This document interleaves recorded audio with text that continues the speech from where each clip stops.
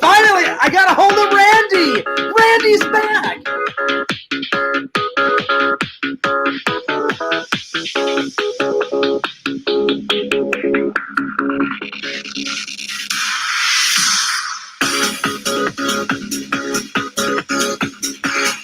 Yeah, dude, Randy.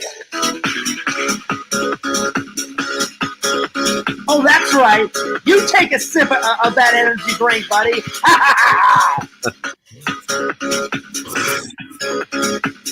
I'll take a sip of my vodka.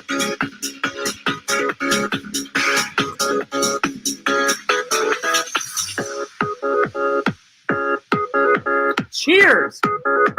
Randy, welcome. Welcome. What are the other two topics? Today we're doing writer's block, number one. Yeah, today we're going to do writer's block, and then I picked two other topics. We'll get to that. But first of all, I want to do some updates, and then I want to welcome Randy to the show. Welcome, Randy, to the show. It's good to have you back, buddy. How you been? What's up? Pretty good. What you been up to? Nothing much. Well, yesterday, the reason you couldn't get a hold of me is I'm not really allowed to talk about the stories that I work on, so I can only tell you two things. I understand. I was writing, and I got paid for it. So. I understand. And I am glad that you are getting more and more jobs off of Fiverr, buddy. I think that is fantastic. You know, kudos to you, man. Congrats to you. I think that's great, Randy. Tell me about them off camera. So this is a new one that you've gotten, right? Yeah, I really can't even tell you off camera, but yeah. Well, I mean, you can tell me off camera because no one will know, you know. Well, you just said it on live internet, so. Yeah. Well, I mean, who cares though? But they're not going to know what we're going to talk about, though, Randall. You know. Yeah, you're right. I guess you're right. Anyway, but so this. What can you tell me? This the new project you got it yesterday, right? You got it yesterday. No, I had to do some revisions. Some revisions, okay. So it's the same project, just some revisions. Well, hey, I think that's great. Yeah, man. and it went through, and I got that cashola. Yeah, that's a moolah. That money is. So I take it the person liked the script. Yeah, he gave me a 4.5 star review out of 5 stars. Nice. Well, let's get to it. Mercenary Man says, "What's up, chat? What's up, Mercenary Man?" And Mercenary Man says, "Can't wait for the writer's block talk with Fears and Randy." Well. With that being said, I mean, I'm going to probably let Randy take the reins on this one because I said, Randy, how many books have you wrote? 1, 2, 3, 4, what, 5? 4. And Randy has secured me his newest book. Randy said, Fears, the next time you come over, or the next time Randy comes over, he's going to give me one of his books. So I'll ask questions, Mercenary Man, but really I'm going to let Randy take the reins on this. So without further ado, let me pull up the other topics, and we'll get going here. So, okay. Randy, have you got any updates that you want to tell the fans before we get going? Because if you don't, I'm going to do some updates, and then we'll get right into the discussion. Well, we're going to be doing the writer's block thing today. I'm not doing anything stream-wise tomorrow because I've got a lot of stuff. I've got a public speaking engagement. And you got church tomorrow, right? Yeah. Yeah. So I'm a Jehovah's Witness, and we have this thing called midweek meetings, and Thursday is the midweek meeting, so I need to attend that. Yeah. So I attend that every Thursday without fail. I don't think I've missed one. I think I missed one in the last 8 months. So, I want to keep my record good. So there will be nothing on Thursday. I may do a stream tomorrow. I might do the logline thing on Friday. Yeah, I'm glad that you brought that up, guys. It was not Randy's fault. Randy tried his very best to get that log line out, and Randy is a man of his word, and he will get it out. It's just his old ass computer. That's it. Yeah, that's the only reason why it didn't go through. So, Randy, do you want to elaborate a little bit on that? No. Well, I'll tell them it's about how to craft a good log line. And somebody asked me, I think it was Drink Up that asked me, what's a log line? A log line is a 1 or 2 sentence description of your plot. And, the better your log line is, the more likely your script is to get read in Hollywood. So there you go. Got it. And so when can the fans expect this log line stream? Can you give probably Friday or Saturday? So Friday or Saturday, guys. So don't quote me and Randy. It may be on Friday or it may be on Saturday. I did, Mercenary Man. Randall has not used it yet, but he's going to, because we're going to probably edit the next Fears Man on the computer I gave him. Well, Mercenary Man, I'm not speaking. It's a class on how to do public speaking. So there you go. So, yeah. So I don't know if Randy can really tell us much about this public speaking thing, but I answered Mercenary Man's question. So, Randy, you've got, is it okay to say how many computers you got? I have 2 at the moment. 2 at the moment. So I gave one to Randy, and then Randy has 3, including that one. Yeah. So Randy has 3, but Randy does certain things on certain computers. Yeah. So Randy is eventually going to use my computer, Mercenary Man. Anyway, Randy, to answer your question, here are the topics for today. So the first one, obviously, is writer's block. The second one, I found this off of Google. I thought this would be kind of cool to talk about. Things I dislike about the 21st century. So we can list a few things that you don't like about the 21st century. And then the third one is boosting your confidence. I wanted to talk about that. So which one would you like to start with? Should we start with writer's block? Yeah, because people have been waiting for that one. Yes. All right. So, guys, without further ado, I'm going to turn this over to Randy, and I'll chime in a little bit. I'll ask Randy some questions, but Randy is prepared. Randy's got some notes, and Well, go ahead and let those questions rip. Okay, so the first question would be, when you're writing a book, Randy. See, I don't even know how to start this because I've never wrote a book. I'm trying to write a book right now. That's why I thought I'd let you take the reins on this. So, all right. Do you want me to start with a question, or do you want to start with your notes? Yeah, start with a question. And okay. If you don't think of one, I can do my notes. Okay, so the first question I'd be like, if you're a person like me trying to write a book, you're gelling, you're flowing. All of a sudden, you get writer's block. What do you do next? Go.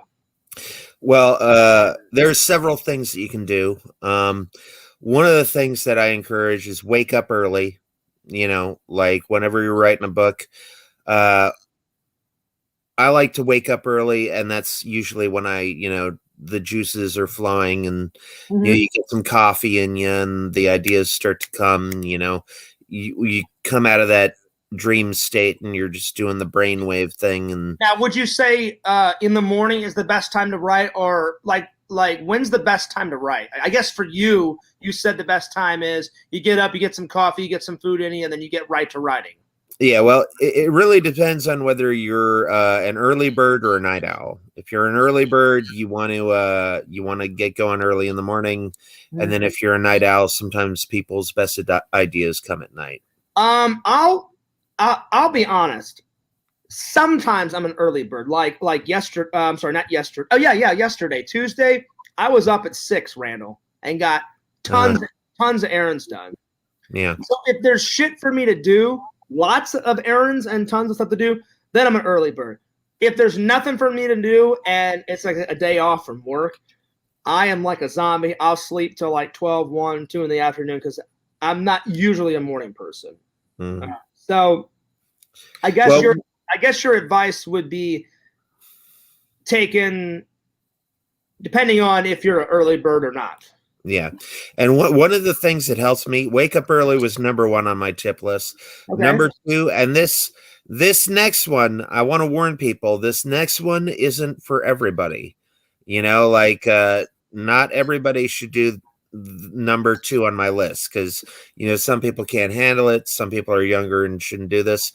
But I find that massive amounts of caffeine, like 2 or 3 cups of coffee, gets my juices flowing. I love coffee. Mercenary Man, he does make a good point. He says, Fears, this is honestly the perfect time to grind on your book or edit while you're waiting for your license to get renewed. I'll be honest, Mercenary Man, I am grinding more on the videos because, Randall, you know how behind I am on the videos. Yeah. So far, I've gotten 3 videos out. We've gotten Fears Man 5 intro out. I've gotten the Richard DeVizio interview out, and then I did one other video, I can't remember. But tonight, I am determined, Mercenary Man, to upload something. Right after the stream, I'm going to eat something, take a shower, and I'm almost done with the Johnny Cage interview. So it'll either be that or the Christmas vlog coming up, depending on how quick I can edit. But something will be up tonight, later on tonight. All right. So, Randall, I'm sorry. So, tip 1, wake up early, get some coffee in you, get something to eat, start writing. Tip 2, massive amounts of caffeine. Massive amounts of caffeine. And again, this isn't for everybody because some people can't even take 1 cup of caffeine. So if you're sensitive to caffeine, skip that like suggestion. Well, let me just put it on me. Fears loves coffee. That would be no problem for me. So tip 2 is great. So tip 1, guys, wake up early, depending on if you're an early bird or not. Tip 2, lots of caffeine. Now, Randy, let's pose the question, the other side of the coin. What if you're not an early bird? What would you do then? When would be the best time for you to write then? Late at night? Well, if you're a night owl, also primarily 75% of the time I'm a night owl. So I work either around 2 to 4 a.m. Mm-hmm. So that's. So if you're not an early bird, what would be the best suggestion? Like write more in the afternoon, like around 3 or 4, or write after dinner, or what? Well, night owl means like up at night. So sometime in the evening.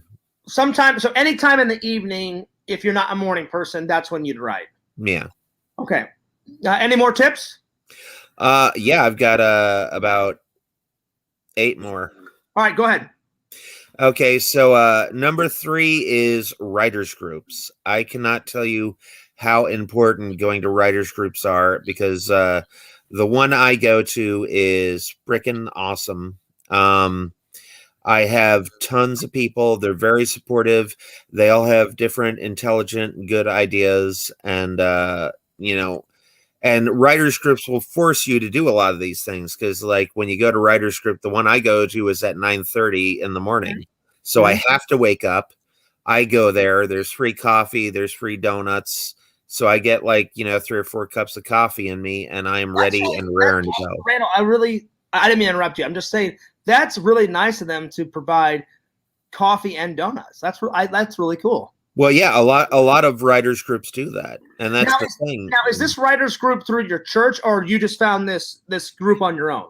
No, this is there are tons of writers groups in every city. You just need to Google them, or and there's some writers group that do charge a fee, $2 to $5. Now, does your writers group charge a fee, or is it free? My personal writers group does not charge a fee. They used to, but they found that people, stopped coming if they charge $5 or something. Yeah, and the ones that I go to, there's 2 every week, so I go to both if I can. Now, do you have to come to 2, or let's say people work, could you just go to 1 a week? Yeah, that's fine. Okay, cool. I guess my next question before we go on to tip number 4. With these writers groups, what do they mainly focus on? Is it different topics each week, or do they pick a certain thing to talk about all the time, or how does it work for people that don't know what a writers group is? Well, typically, I've been in lots of writers groups throughout the years, and typically what happens there's basically 2 different kinds. So number 1 is the kind that I usually go to, where you print out 3 or 4 pages from what you're working on, bring about 7 or 8 copies, depending on how many people are there. And then what they'll do is, depending on, in my writers group, we go on who comes first gets served first. I'm not laughing at you, Randall. I was laughing at Mercenary Man's comment. He goes, well, Fears has a free writers group with you, me, and others in the community, Randy. He just has to actually work on his book, and we can help him. I have actually worked on that book. Yeah. Not much, but I've worked on it. I got a couple of pages. Yeah, so bring in 3 or 4 pages of what you're working on, and you hand it to everybody, and you read your work, and they read along with you. Yeah. And then after it's done, every person gets about like 2 to 5 minutes commenting on what they liked, what they didn't like, and you can write about anything you want. Anything you want. And so then I'm sure, well, they don't judge you, but they, I guess, critique your work. Yeah, they give you comments and stuff, and that's cool. That's really cool. I think almost all the writers of my writers groups are published authors. So you don't have to be a published author, though, Fears. I just want to let you know that. I got you. Yeah. And they all give really constructive and really useful feedback, And especially when you read your work aloud, you catch things that you would normally catch if you weren't reading it aloud. To piggyback off what you said and Mercenary Man said, I just get overwhelmed sometimes. If the video projects start building up, Randall, I got to tackle all those projects before I start working on another project, like a writer project. Yeah. But I need to make time where I'm like, all right, the next 2 hours solely on my writing. The next 4 hours, boom, on my videos. Yeah. Sometimes I get so in depth with editing, I just kind of zone everything out, and I'm like this with the keyboard, just editing my stuff. Because I'll be honest, I do like editing videos, and I like acting in videos and talking in videos more than writing. I do like writing, but I like video projects more. Yeah. Mercenary Man says that's a good tip for reviewing, Randy. Read aloud to catch mistakes. Absolutely. All right. So what tip are we on? Was that tip 4? That was tip 3. All right. Tip 4 time. Go for it. Tip 4. Now, I put for tip 4, read in your genre, but you also want to read what you love, but definitely read in your genre. So if you're writing a romance, you want to read romance novels. If you're writing sci-fi, you want to read a sci-fi novel. If you're writing superheroes, you want to read some comic books and some superhero stuff. So whatever you're writing, you should be reading the genre that you're writing. Now, Randy, I do have a question. What would The Lonely Ghost be classified under? Because it is a ghost story, but it's got thriller aspects. It's got some drama aspects in it. And I put in like a couple of jokes. So it's a mixture of all of those 4 or 5 things.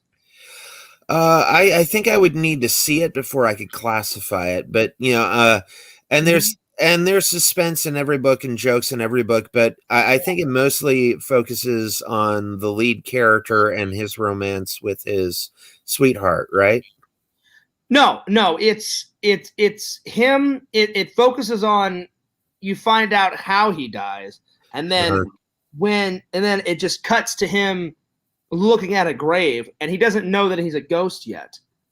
He thinks he's visiting someone. He thinks like someone very close to him died, but he doesn't know that it's really him that died.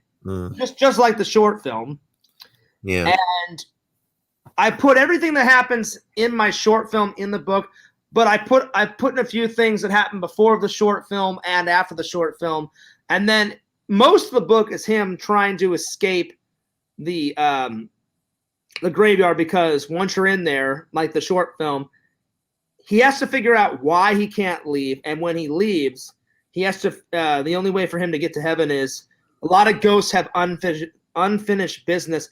And he doesn't know what his unfinished business is. That's why he can't escape from the graveyard. But when he figures out his unfinished business, that's when he escapes. And pretty much the end of the book is him trying to finish that unfinished business.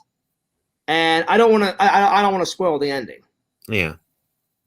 So that's kind of what it's about. Well, do you know your ending? Part of it, not all of it. See, that could be the part that's tripping you up, because once you know your ending, and you have your beginning, it's just once you know your ending and your beginning, it's just a matter of filling in B, C, D, E, F, going throughout the alphabet. Like stereotypical Americans said, I have a big imagination. I do. So sometimes I know part of what's going to happen, and then as I'm writing, I'll be like, oh, wait a minute. What happens if he does this? And I'll create ideas as I'm writing. So that's why I said at the end, I partly know how the story's going to end, but not all of it. So, yeah. All right. What tip are we on? We are on number 4, read in your genre. Okay. All right. So we did that one. All right. Tip 5. Go. Number 5, and I've got multiple ideas for this one. Get massive amounts of input. Like read newspapers. You can find ideas in there. Like one of the newspapers I was reading was about Elizabeth Holmes. The person of Theranos. Have you ever heard of that? Yeah. I remember when we talked earlier today, Randall, you were telling me about this. Yeah, so and you can take plot points from life. You can take plot points from your own life. You can take it from the tabloids. You can take it from the TV news. Well, I would say that The Lonely Ghost is totally from my life because I've put in aspects of me. Randy, I hate to say, well, I'm not, actually I should reword that. I don't hate to say it, but you are in The Lonely Ghost, Randall. I know. Like, I just didn't put your name, Randy, but the way I described the character. But his name is Andy. His name is Andy. I thought so. No, I'm just joking. No, his name isn't Andy. I actually haven't came up with him a name yet, but the way I described him in the book, anyone that reads the book will be like, oh, well, Fierce just took his best friend, Randy. That's that character. Remember that crazy dream I had? Yeah. The Lonely Ghost came from a crazy dream. It was around Halloween. I woke up and was like, wow, that was a crazy fucking dream. Like, why was I in a graveyard, in a black and white suit? Why couldn't I leave the graveyard? Where the fuck did this dream come from? And I was like, that would make a good short film. And then when people loved the short film, like Mercenary Man and a handful of other fans, I don't remember who suggested, hey, Fears, we want more. That short film was great. Make another short film or write a book or do both. So maybe one of these days, Randall, I will do The Lonely Ghost Part Deuce. Yeah. Or maybe a prequel to The Lonely Ghost. Or both, a prequel and a sequel. Yeah. A prequel to the sequel. There we are. And then finish my book at some point. Yeah, so number 5 is get massive amounts of input, and there's several places you can get it: newspaper, tabloid, TV news, books, fan fiction, screenplays. I think so far, out of all the tips you've suggested, Randall, so far this is my favorite tip because I have took tons of stuff. I always take aspects from my life and put it in my videos. Fears Man is totally from my life. I created the character when I was 6 or 7 years old. We've took stuff from my favorite superhero, Superman. We've took aspects of Randy's superhero, Batman. I'll be like, Randy, put my Silver Sonic, into the short film. Fears Man drives that, to the security depot. I do work in security, so I've been grabbing things here and there. I grab it from all over the place. So out of all the tips so far, Randall, that's my favorite tip. Tip 4. Yeah. All right, tip 5. Go for it. You mean tip 5, get massive amounts of input. I'm sorry, we already did tip 5. Tip 6. Tip 6 is write badly. Now, why would that be a good tip? Well, here's the thing.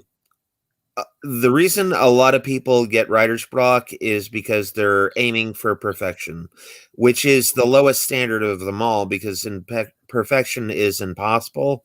And if you force yourself to write badly, here's the thing. You can always correct it later. And if you don't like it, you can always trash that file. Like, let's say you're up to chapter 6 and you're stuck on chapter 6. Well, you write badly on chapter 6.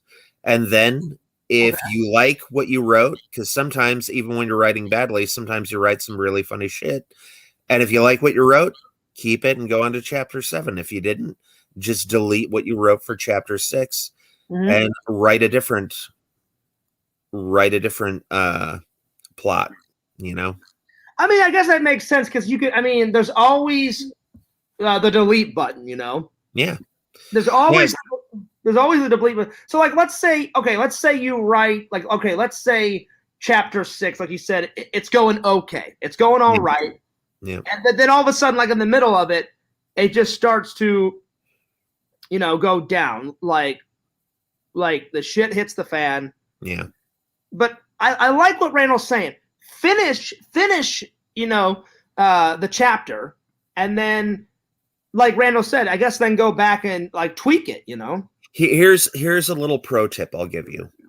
So let's say you have chapter 1 through 5 done. So what you do is you save your document, and then you save the exact same document with the letter B after it. And then for chapter 6, you write totally shit under the file name chapter B. Mm-hmm. So, and now you've got 2 copies. You've got the first copy with chapter 1 through 5, and then you got the B copy with chapter 1 through 6. And then just write a shitty chapter 6. And if you don't like that, write a shitty chapter C, write a shitty chapter D, and just keep on going like that. And here's the thing, like sometimes when you write badly, you actually come up with really, really innovative, good ideas that you didn't think you would have thought of if you were trying to impose perfection on yourself. I like that. So even if like you said, half of it's going good, the other half is going bad, finish the chapter. Yeah. And then go back, tweak it. Or you said like do subsections like you were saying. My next question is why is that important to do that? Why is it important to do what? Like like some people, if they were writing bad, they're like, oh fuck this. Like it was going good, it's bad. Now I'm gonna start the chapter over again. Like, why is it important to finish the chapter even if it's going bad? Well, again, people get sick and tired of the same old thing, and that's typically what people write over and over and over again. Like, let me see if I can give you an example. One time, I was writing a version of Cameo Man, and the ending, I couldn't think of the ending. So basically what I had the ending is that Cameo Man and Cameo Kid were following Alexis, and Alexis was in a jumbo jet, and Cameo Man had to have some way of taking down the jumbo jet. And I came up with this like really elaborate plot where, they like, extend a ladder and they jump onto the plane. And it's like, eventually I just had Cameo Man toss out a soda can and it went into the turbine. And even though I was joking around and I was just bullshitting around, I thought that was a really pretty funnier ending where Cameo Man takes out an entire jumbo jet with a can of soda, So sometimes the new ideas, sometimes the best ideas are the bad ideas, So sometimes, like you said, sometimes if you think it's going bad, finish it. Because sometimes, I like what you said, Randall. Sometimes you get good ideas from bad ideas because you'll be writing and it'll be the shit of the shit of the shit. But then you'll be like, wait a minute. What if I take this little piece from the front and this little piece from the back and mix it together and then get rid of the middle because the middle is crap. And then it turns out 10 times better. Well, to sum it up in one sentence, sometimes the bad ideas turn out to be the good ones. I like that. That's the sentence, I would say. Sometimes the bad ideas turn out to be the good ones. And that's the reason why you should finish the chapter or whatever you're writing, because you can always fix it later. Yeah. Or that same day. But no, I like that quote. What's the quote again? Sometimes the bad ideas turn out to be the good ones. Okay, Mercenary Man says, hey, Randy, check your Twitter. The dude sent a picture of some of his hot singles in your area. I did. They look pretty good. It looks pretty hot. Wow. All right. So Randall, hang on. We must talk about this, buddy. Hang on. Wait a minute. Before we go on to tip 7, guys. So Randy, how are the ladies looking? There were 4 hot ones. They were pretty hot. So now, have you recruited the dude for help to try and help you find some ladies? No, not yet. So he just offered his help? I'm working on a woman right now, and I'm not going to sign up for OkCupid until I know for 100% it doesn't work out with this woman. But the dude was just offering his help. No, he just sent me a picture of some hot girls. Well, I would say that's him helping you. Oh, okay. I mean, wouldn't you? Yeah, sure. So what do these girls look like? I'm just curious. Hot tamale? They looked about to be 27, 28 in party dresses. Oh, yeah, there we go. It was just 4 of them lined up in one shot. Oh, so it was all one. So it wasn't like 4 individual. Yeah, it was just like one picture. Oh, wow. So what was the hottest one out of the 4? I don't know. I'd have to look again. Randall, go with the hottest one, and then there we are. Because, dude, if you go out with the hot girl, the hottest one in there, then you can hook Fierce up with the other 3 girls. Let me look again. Let's have a look-see. Ready, send me the picture. Can you send me the picture on Twitter? I don't think I can. That'd be a lot of work. I have to say my favorite is the tallest one in the beige outfit. Ooh. I like my girls tall. Sometimes I like my girls tall. I mean, I'm short to begin with. With. I'd have to say out of the 4, there's one in a red dress, one in a blue dress, one in a leather outfit, one in a beige outfit. I gotta say the beige one is my favorite. So Randy, can you send me the picture real quick on my Facebook so I can have a look? Yeah, hold on. Real quick. I just want to Well, I don't think it's gonna be real quick if I do that, but yeah. Well, I just want to see what we're working with here. Okay, hold on. I will say this, Randy. The dude, he's a pretty stand-up guy. I mean, the dude's pretty cool. I will admit he's pretty cool. Like I've heard about his girlfriend. I don't know what his girlfriend looks like, but I heard she's pretty hot. And since me and the dude have, remember me and the dude kind of like we kind of started over. Remember it was on your channel? Yeah. So he hasn't reached out to me yet.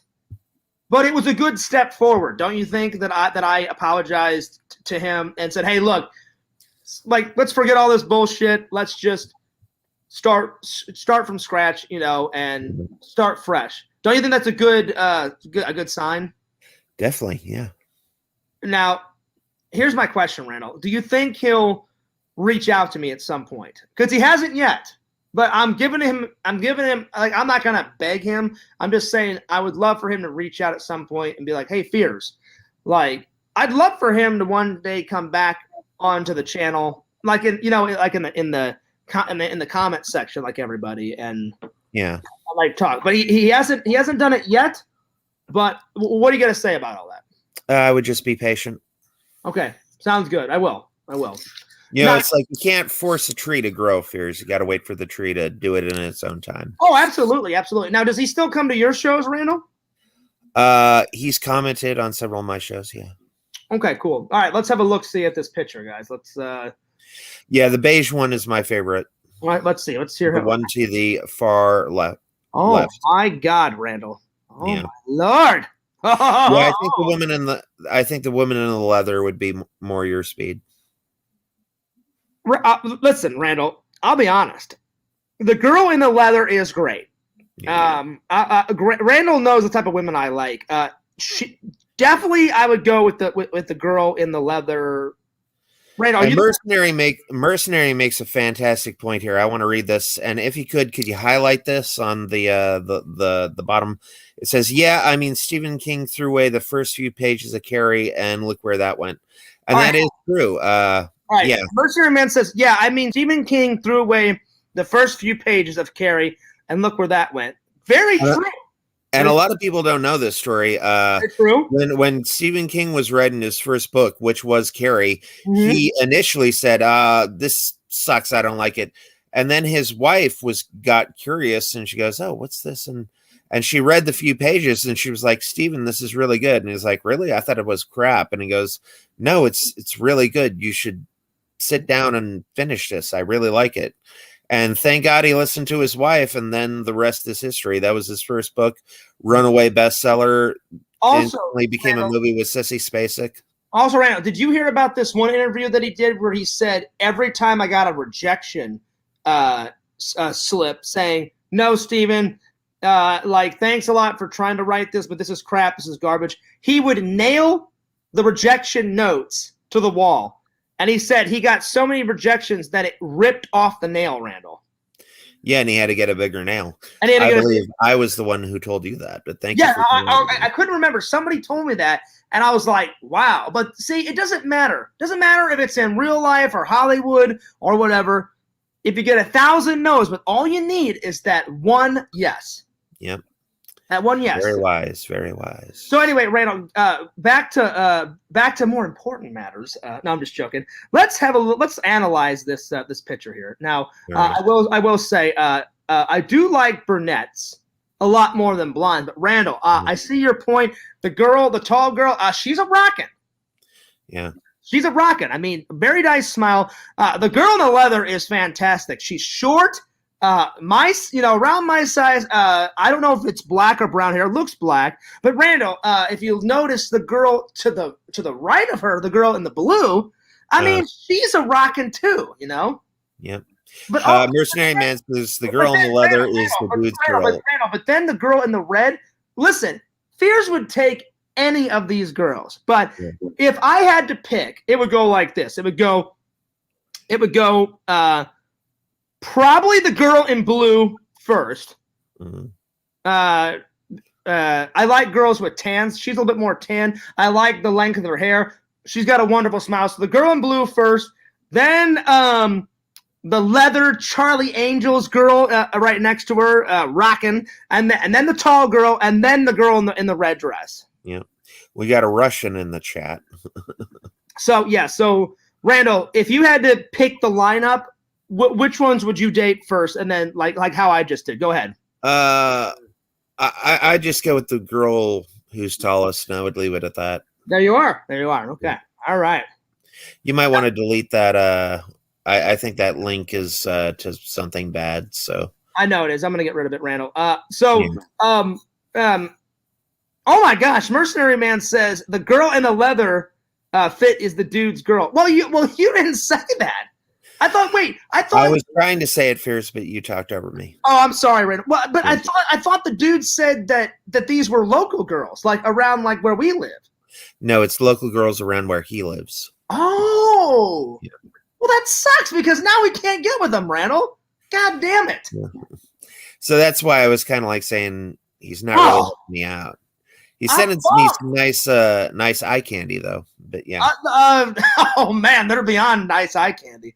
Yeah. The dude, if you want to help me and Randall out, listen, I'm not gonna like be nice, Piers. Be nice. I'm being nice. No, I'm being nice. Okay. You didn't know what I was gonna say. The dude, I appreciate you showing Randy some eye candy, but give us some eye candy that we can actually get with. Like find some local like Florida girls. That's all we ask. I'm telling you though, Randall, the dude's girlfriend's friends are hot. Yeah. Pretty please, let me get with that girl in the blue. Yeah. He is rocking, man. Yeah. Yes. Well, listen, anyone that's watching this, I didn't say anything bad, but tell the dude what I said, guys. Giving credit where credit is due. I'm impressed. His girlfriend is sweet. She's cute, but all of her friends are cute. I mean, Randall, I understand why you picked the girl in the beige. Uh-huh. I mean, she's pretty. I wonder how tall she is. How tall you think she is? Probably 5'11", 6 foot. Something like that. How tall do you think the girl is in the blue? I don't know. The rest are significantly shorter. I think about it by a head. So yeah, probably like 5'2", 5'3". See, that would work out for me because I'm 5'5". I'm like 5'5", 5'6" around there. So if that girl in the blue and me and her were dating, that'd be like a perfect, like almost perfect height. Now the girl that like your girl, Randall, the beige girl, she would be way too tall for Fears. But if she was down to date, I would be like, look, I don't care that you're that tall. Have at it. Let's go dancing. Let's go get something to eat. Let's go nuts, you know? Yeah.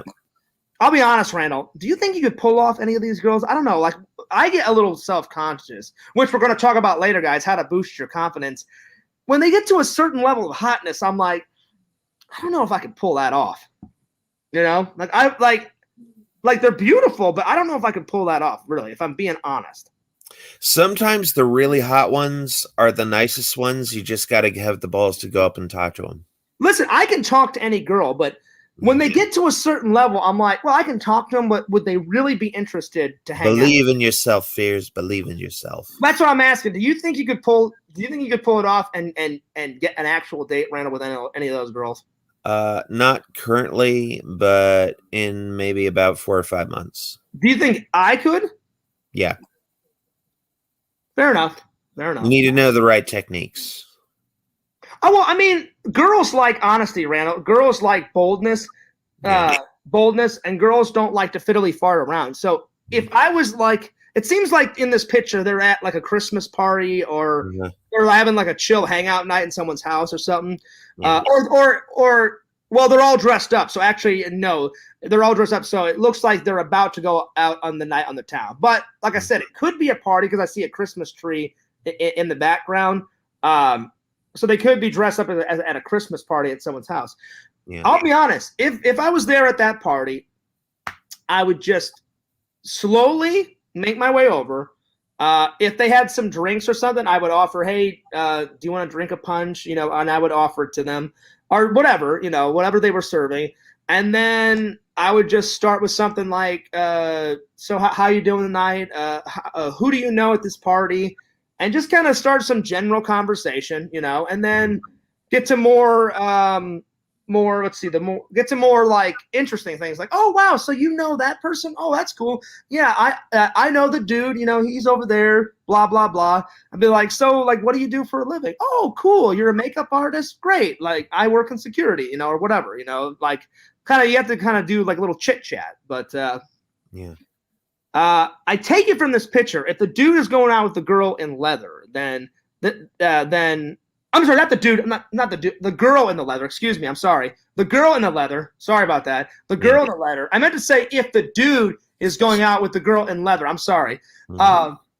Then that's got to be her hot friends, Randall. Mm-hmm.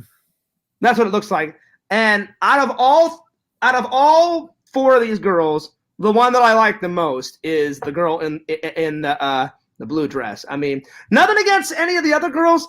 The other girls are beautiful, amazing. I'm sure all of them are talented, wonderful women. Mm-hmm. But the girl in the blue is my absolute favorite. Yeah. So yeah. We're getting a little sidetracked here. I know. Sorry, the eye candy was. Wait, well, not only that, we have 2 other topics to talk on. I'm sorry, Randall. I'm barely through my list. Randall, you know how Fierce gets sometimes. I saw the eye candy and I was like, ooh, nice. Yeah. All right, let's get back to it. So what Mercenary Man says, Fierce has many Russians in the chat. Not by choice. I don't know. To all the true Russians in the chat, I say "Я много говорю по-русски, вы понимаете по-английски, да?" We'll just leave it at that. I don't know what that means. But yeah. But no, Randall, I'm sorry. I didn't mean to get derailed, but I mean, those girls were hot. Were hot. So my hat's off to those girls. Mercenary Man says, sorry, Randy, I didn't mean to derail you guys. Just wanted to relay the message. Good message relayed and received. Oh, thank you, Mercenary. I appreciate it. Oh, yes. All right, Randall. So what tip are we on now? We're on number 7. All right, go for it, buddy. Go for it. So this one is this one goes for ideas as well as scenes. Is take a concept and Frankenstein it. And the way you can Frankenstein a concept is like you can take a familiar character and give them a different occupation. You can change the villain. You can change their powers. You could add a new weakness. You could reverse the roles. You could change the gender. And by doing this, you make the characters that more interesting, correct? Well, you create new ideas for scenes. Like, for example, change... for the example of reverse the roles, that's what they did in Terminator 2. In Terminator 1, Arnold Schwarzenegger was the bad guy. In Terminator 2, they flipped it. They said, okay, we're going to make Arnold Schwarzenegger the good guy, and we're going to make Robert Patrick the bad guy, So they flipped it. They made the Terminator the good guy in the second one, Mm-hmm. And then for change the gender, a lot of that has been the genesis of a lot of famous ideas and a lot of famous characters. Like, like they wanted a female version of Batman. Okay, we got Batgirl. They wanted another female version of Batman. We got Batwoman. They wanted a different version of Spider-Man. We got Spider-Girl. They wanted female Superman. So now we got Superwoman and we got Supergirl, so no matter what your character is, you could flip the gender if it's a superhero. Who knows? We might see a Fears woman or a Fears girl, possibly. In a cartoon. Anything is possible. What else would you suggest to flip, Randall? Like what else? Like jobs? You could change the villain, and that. You said that, but like what else? Like job could you flip pretty much anything? Like occupation, their occupations or their hair color or what else? You could change their age. Okay. That's you have Superman and you've got Superboy, and then you've got and then with Robin they did the reverse. They made him older, and they said, okay, this older Robin isn't called Robin anymore. He's called Nightwing, and now he's a man, and he goes off and he fights crime by himself. In the village of Bloodhaven in a district of Gotham City. Okay. So. Anything else? Those are some basic ways to Frankenstein your concept. And before we move on to the next one, why would you call it Frankensteining it? Because you're taking different parts and rearranging them and replacing them, and that's why I would say Frankenstein it, because you're taking something that already exists and you're reworking it. Mm-hmm. That's why I call Frankensteining it. Okay. All right. Tip 7, Randall. That was tip 7. I'm sorry. Tip 8. Tip 8. Tip 8. Now, this is something that we have both done, and it's called create an XP. And the way you spell that is EXPY. And what an XP is basically a stand-in for another superhero. Like, for example, Fears Man is a parody of Superman. And that's where we get most of our ideas. Ideas. But I also let me just. You have a little bit of Batman thrown in there too. Well, wouldn't you say most of it, Randall, is Batman and Superman? But we do one of the best ideas that me and Randall do is most of it's Superman and Batman, aspects of my life, and a little bit of Randall's life, but mostly my life.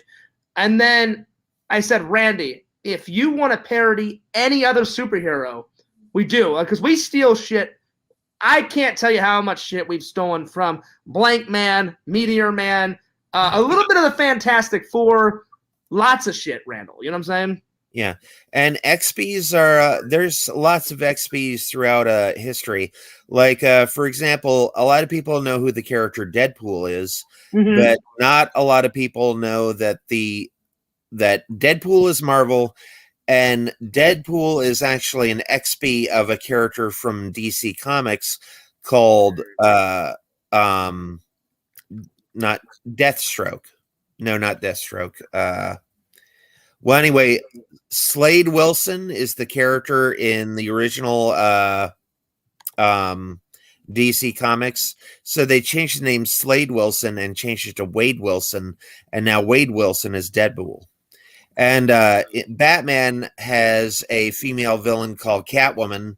The creators of Spider-Man said, "Oh, we really love this Catwoman idea. We should have one of our own." So what did they do? They came up with the character, the Black Cat. So Wade Wilson is an XP of Slade Wilson, and the Black Cat is an XP of Catwoman.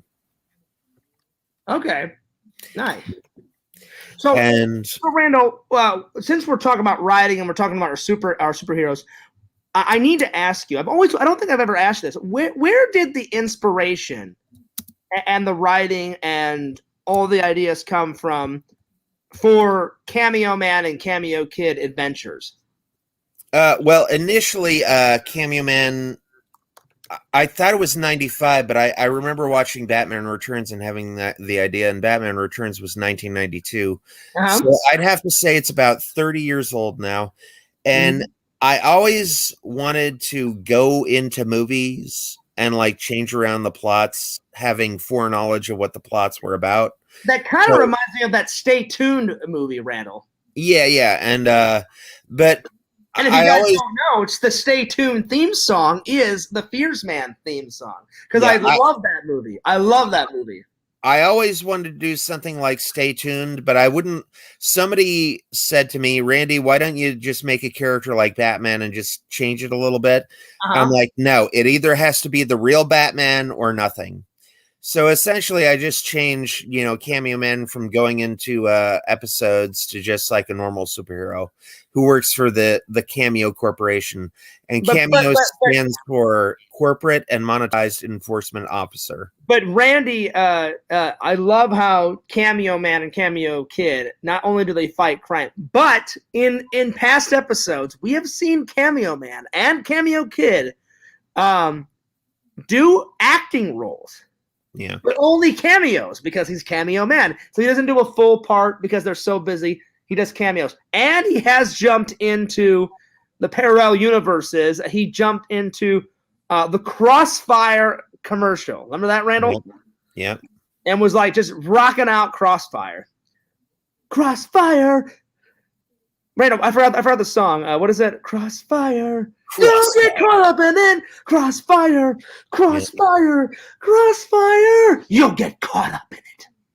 I love that. I love that commercial, Randall. It makes no fucking sense. It's like you hear some like random fucking guy like in the background. He's all like, "It's sometime in the future. The ultimate challenge. Crossfire." Then it's a bunch of kids in leather jackets with fire all around them playing Crossfire until the one idiot shoots another idiot and he gets like thrown off and then he gets like flown out into oblivion like in the fire. And the thing about the Crossfire commercial is ridiculous. It makes it look really fantastic. Like you got the hard rock music in the background. Oh yeah. You got like 50 people cheering and you got like bins of fire like exploding in the background, and people are riding the little icons and stuff. Yeah. And if you're actually playing the game, like it's really just kind of boring. You're just kind of like firing a pinball at like a little pop. Basically, it's a little star like bottle cap thing, and you have to hit. It's kind of like you have to hit the star into somebody else's like goal. Yeah, goal. So it's kind of like hockey. It's kind of like air hockey, except with like guns. Yeah. And it's really benign and really boring when you're actually playing it, but the commercial makes it look like the most epic thing of all time. It was, let's put it this way. It was never boring for Fierce because whenever me and my friends would play, we were going nuts. I'm like, die, you motherfuckers. I was going nuts with it. What I really wanted was Hungry Hungry Hippos. Oh, I had that. I had that.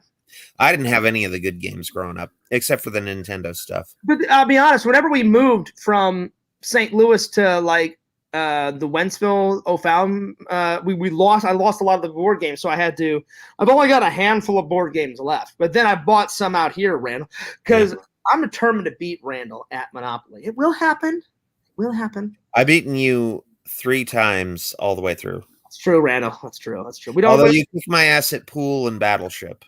Oh yeah, Battleship. I was going nuts. Like Randall thought I did win one game. Randall thought I was actually cheating, and he goes, "Fierce." He goes, "Go off into your bedroom while I set up my game pieces," because I attacked Randall so quick. Yeah. And he's like, "You're cheating. You're cheating." I was like, "I'm not cheating. I promise." I said, "Look, I'll go all the way in my room." Went in the room, locked the door, and then I came out and I still. Well, the thing, I didn't say go in the room because what my premise is you're looking in the reflection of my glasses. I was not, Randall. I would never do that. I don't cheat at board games. But to soothe your. Well, the reason I thought you were cheating is because you didn't have one miscalculation. Like it was your turn and you kept hitting and hitting and hitting and hitting, and you didn't have one mistake. I'm just good at guessing, Randall. Statistically, it's really, really improbable. I couldn't believe it, but I was not cheating. And to soothe your nerves, I said, all right. I said, I'll go into the other room, Randall. So I went into the other room. Randall took like 5 minutes to like move his pieces. And I said, all right, I'm going to move my pieces. But I did it when I came back, and I still got you. Yeah. I just cannot get you at Monopoly. So I can kick Randall's ass in bowling. Oh, well, no, I'm sorry. We haven't done bowling yet. Yeah. I've kicked your ass a lot in miniature golf. Yeah. Have you ever won me at miniature golf? I don't think I have. Okay. I think I've beaten you twice at pool. Yeah. So I can kick your ass in pool, miniature golf, and Battleship. I just cannot get that Monopoly going, man. Yeah. All right, Randall. What's the next? And Mercenary Man says, Randy annotates like a real Russian. Da. I mean, you would know, Rand. I know zero Russian. So, all right, what's the next tip we're on to? The last tip is know your genre. So how many tips were there? 9? Yeah, this is the 9th one. All right, Randall, go ahead and say it. I'm dying to take a pee, so go ahead and say it. And elaborate. Say it and elaborate, go nuts, and then we'll start with the second topic. Okay. So now one of the things about knowing your genre is that certain genres have certain conventions that are tried and true. And a lot of genres come in with built-in structure. So you don't even need to think about the structure. Like, for example, romances are basically boy meets girl, boy loses girl, boy gets girl back, you know? And then like superheroes have like 2 basic cookie cutter things. It's like, okay, the superhero gets his powers, bad guy starts some crap, hero wins the bad guy, you know?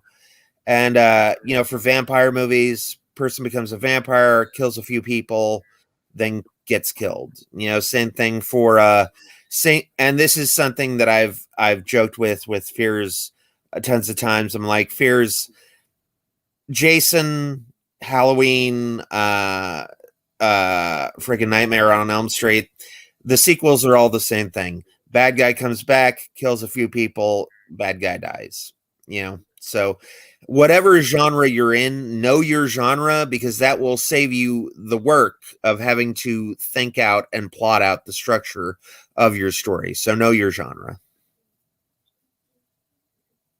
I don't know if Fears is gone or if he's still there. So yeah. And like knowing your genre is key. For the superhero genre, again, I told you the first part, you know, for the origin, you got, you know, gets his powers, bad guys start some crap, bad guys vanquished. And then there's the sequels, which is, you know, new bad guys form, bad guys start some more crap, you know, and a bad guy. Or for the third act, you could end on a cliffhanger if you wanted to. You know, I recommend don't do cliffhangers until you're the second movie in. You know, there was this one book called I Am 4 that the first movie straight out they did a cliffhanger and everybody thought that movie sucked. So that cliffhanger has gone unresolved, even though the books have gone on to many different books, you know. So don't end on a cliffhanger on your first book. Don't end on a cliffhanger for your first film. Save that to the second film. You know, that's what Star Wars did. That's what The Matrix did.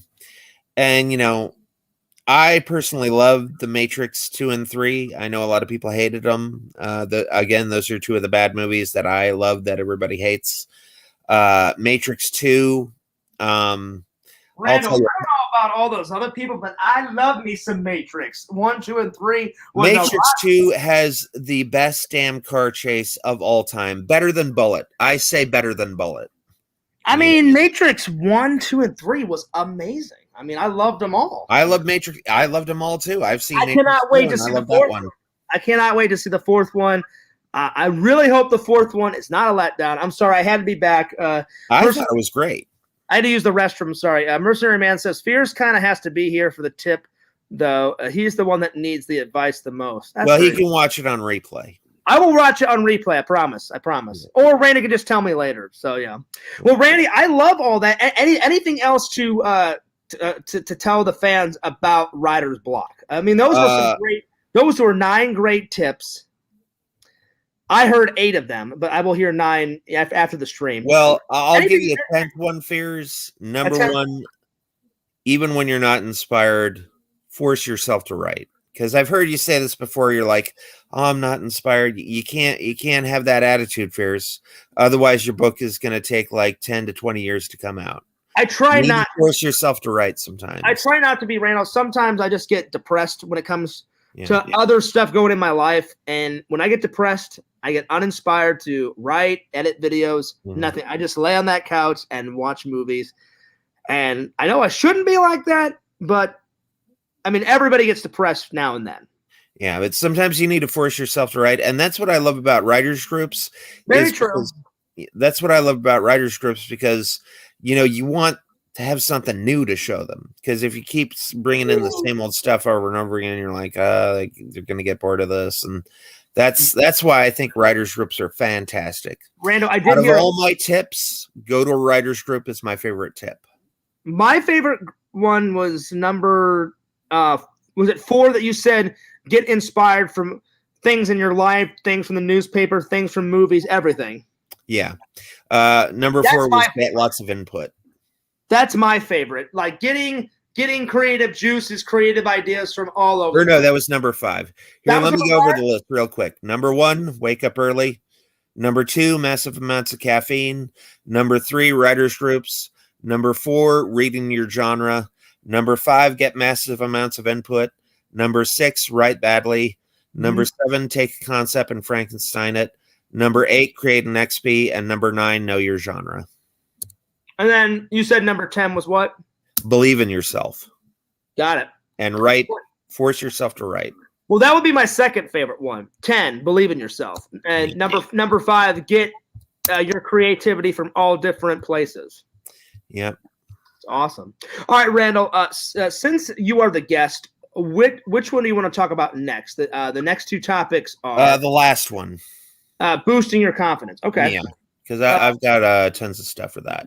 Well, guys, before we jump into boosting the confidence, I hope you guys loved that section about writer's block. I hope it helped. It helped me. I'm gonna put this advice to good use. I hope it helped you. Randy knows what the hell he's talking about. He's written 4 books. 5 is on the way, because he said one of your goals, Randall, was to write what? Not 1 book this year, but 3 books this year. Yeah. So look out for Randall's 3 new books. Randall, I can't wait to read Everything is Magic, buddy. Yeah. So the next time we hang out, bring over one.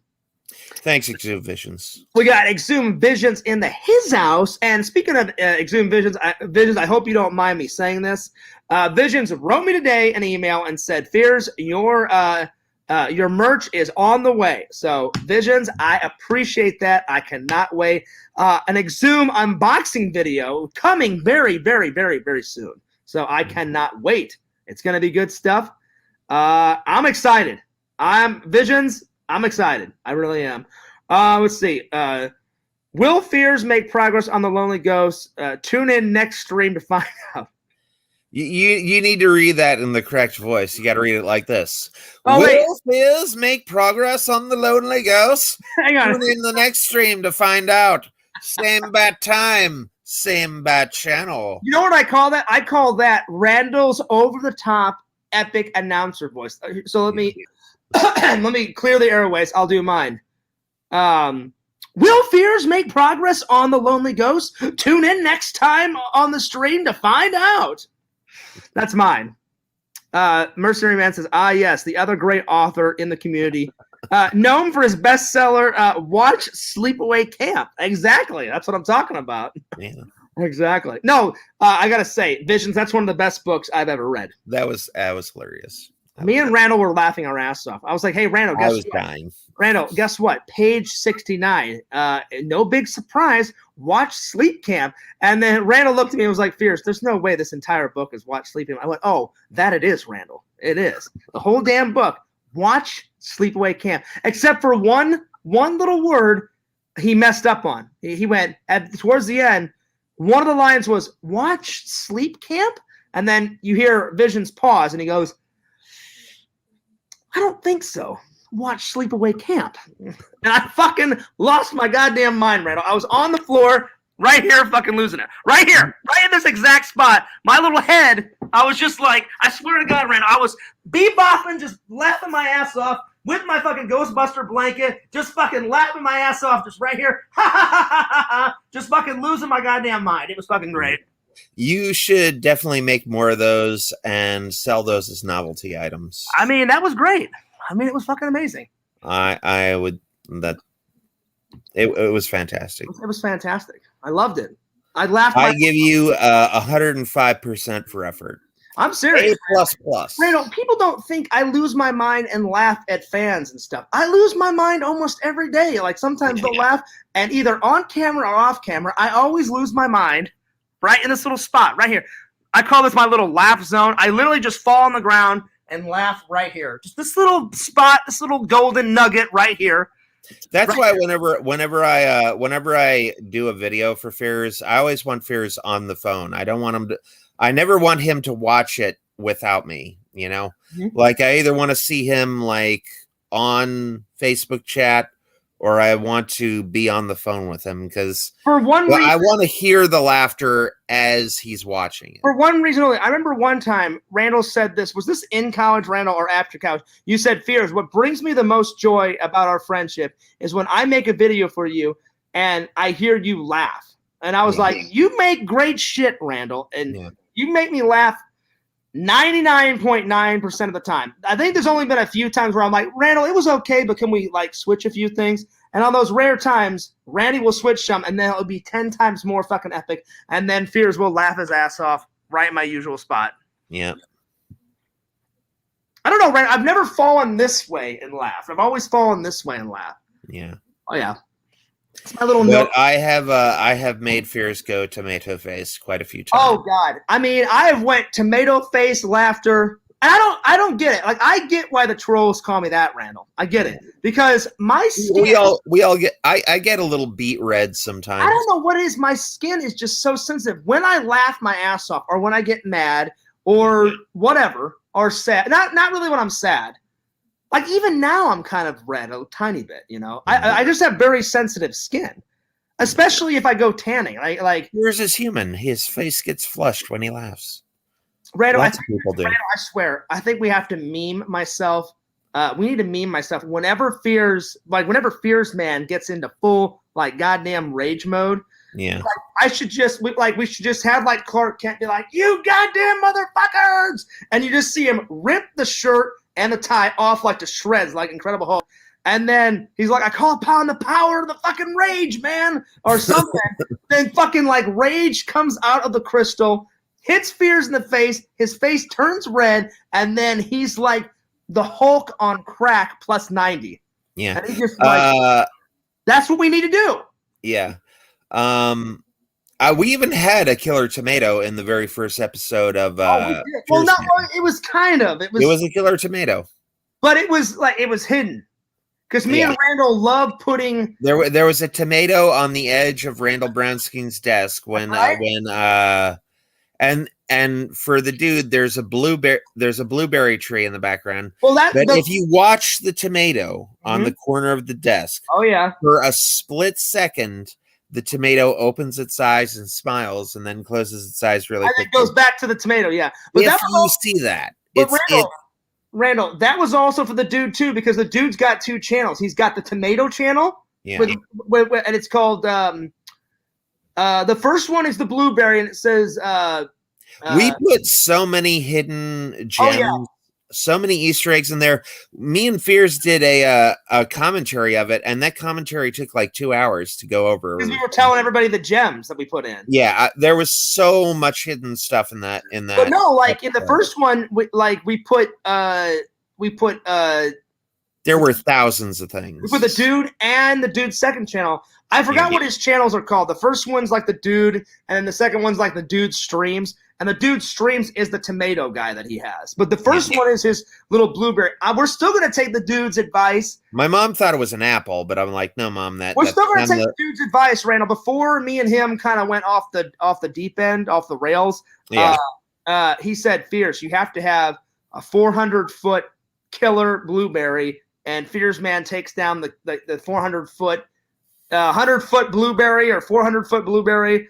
And when I did the blueberry, I put Godzilla's, like little roar. Like his scream, right? His scream. Yeah. Randall, when we get to that episode, you are still putting Godzilla's scream in there. Yeah. Because it was fucking great. Like, Fears Man's like sipping his coffee. He's in the little office area. All of a sudden, he just turns to the right, and you see him like chuck out his coffee. His eyes get fucking real big, and then he fucking like takes off, and then he jumps out the window. He transports into Fears Man, and then Fears Man, just with his fist out, like flies towards the blueberry, and he's about to punch him, and then we just cut it. So and then it cuts to Fears Man coming soon. Oh. I think that may have been one of the first ones that I did. No. The very, very, very first thing you ever did with Fears Man. I said one of the first ones.